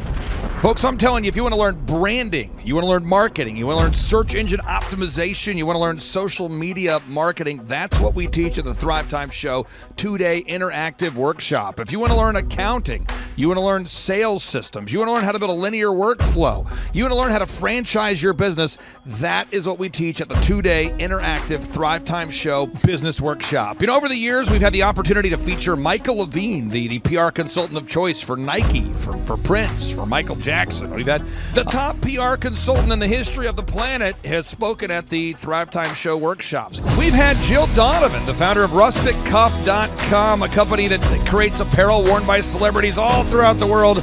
Jill Donovan, the founder of RusticCuff.com, has spoken at the 2-day interactive Thrivetime Show business workshops. We have had the man who's responsible for turning around Harley Davidson, a man by the name of Ken Schmidt.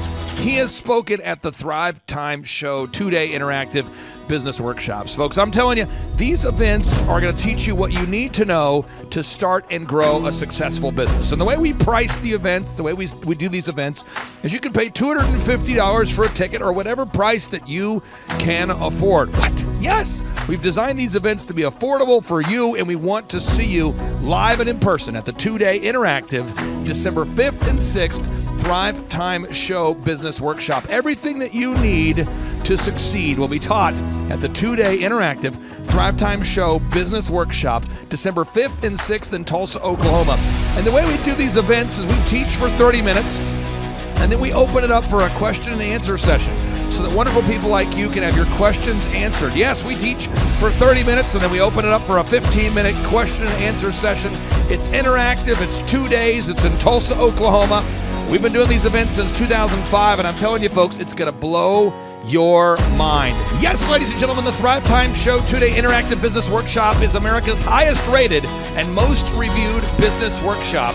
See the thousands of video testimonials from real people just like you who've been able to build multi-million-dollar companies. Watch those testimonials today at thrivetimeshow.com. Simply by clicking on the testimonials button right there at thrivetimeshow.com, you're going to see thousands of people just like you who've been able to go from just surviving to thriving. Whoa. Each and every day, we're going to add more and more speakers to this all-star lineup, but I encourage everybody out there today, get those tickets today. Go to thrivetimeshow.com. Again, that's thrivetimeshow.com.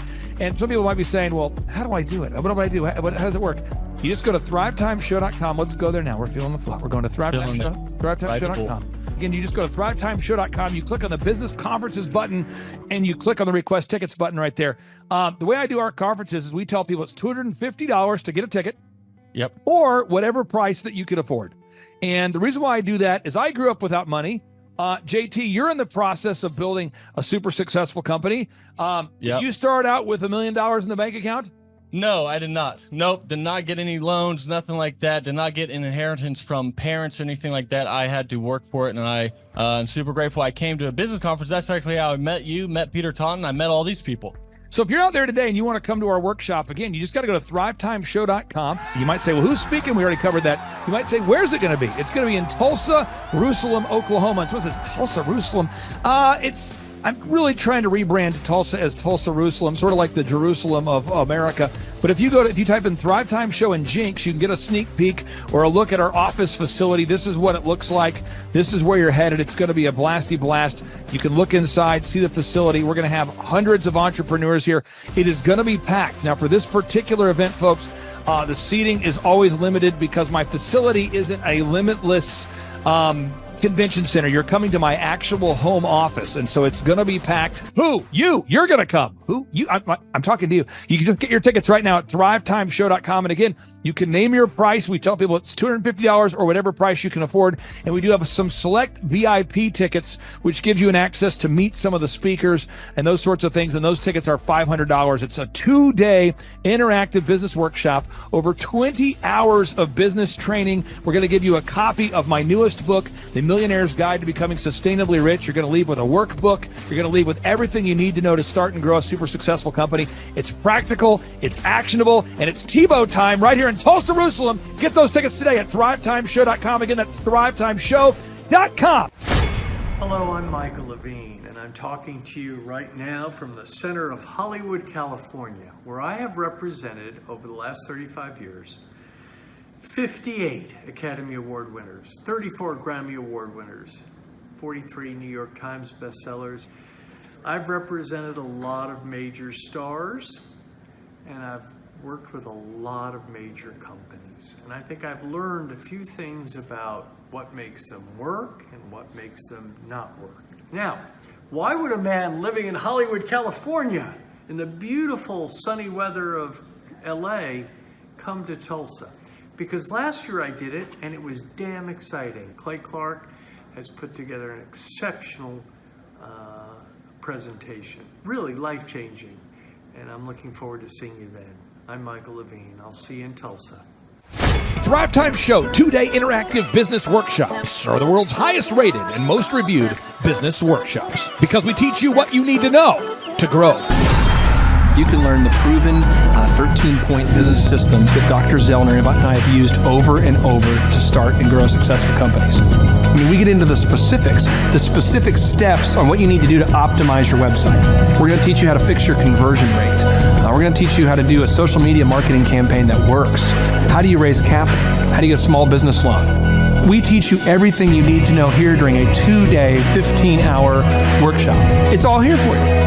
You work every day in your business, but for 2 days you can escape and work on your business and build these proven systems so now you can have a successful company that will produce both the time freedom and the financial freedom that you deserve. You're going to leave energized, motivated, but you're also going to leave empowered. reason why I've built these workshops is because as an entrepreneur, I always wish that I had this. And because there wasn't anything like this, I would go to these motivational seminars, no money down, real estate, Ponzi scheme, get motivated seminars, and they would never teach me anything. It was like you went there and you paid for the big chocolate Easter bunny, but inside of it, it was a hollow nothingness. And I wanted the knowledge, and they're like, oh, but we'll teach you the knowledge after our next workshop. And the great thing is we have nothing to upsell. At every workshop, we teach you what you need to know. There's no one in the back of the room trying to sell you some next big get-rich-quick, walk-on-hot coals product. It's literally, we teach you the brass tacks, the specific stuff that you need to know to learn how to start and grow a business. And I encourage you to not believe what I'm saying, and I want you to Google the Z66 auto auction. I want you to Google elephant in the room. Look at Robert Zellner and Associates. Look them up and say, are they successful because they're geniuses, or are they successful because they have a proven system? When you do that research, you will discover that the same systems that we use in our own business can be used in your business. Come to Tulsa, book a ticket, and I guarantee you it's going to be the best business workshop ever, and we'll even give you your money back if you don't love it. We've built this facility for you, and we're excited to see you.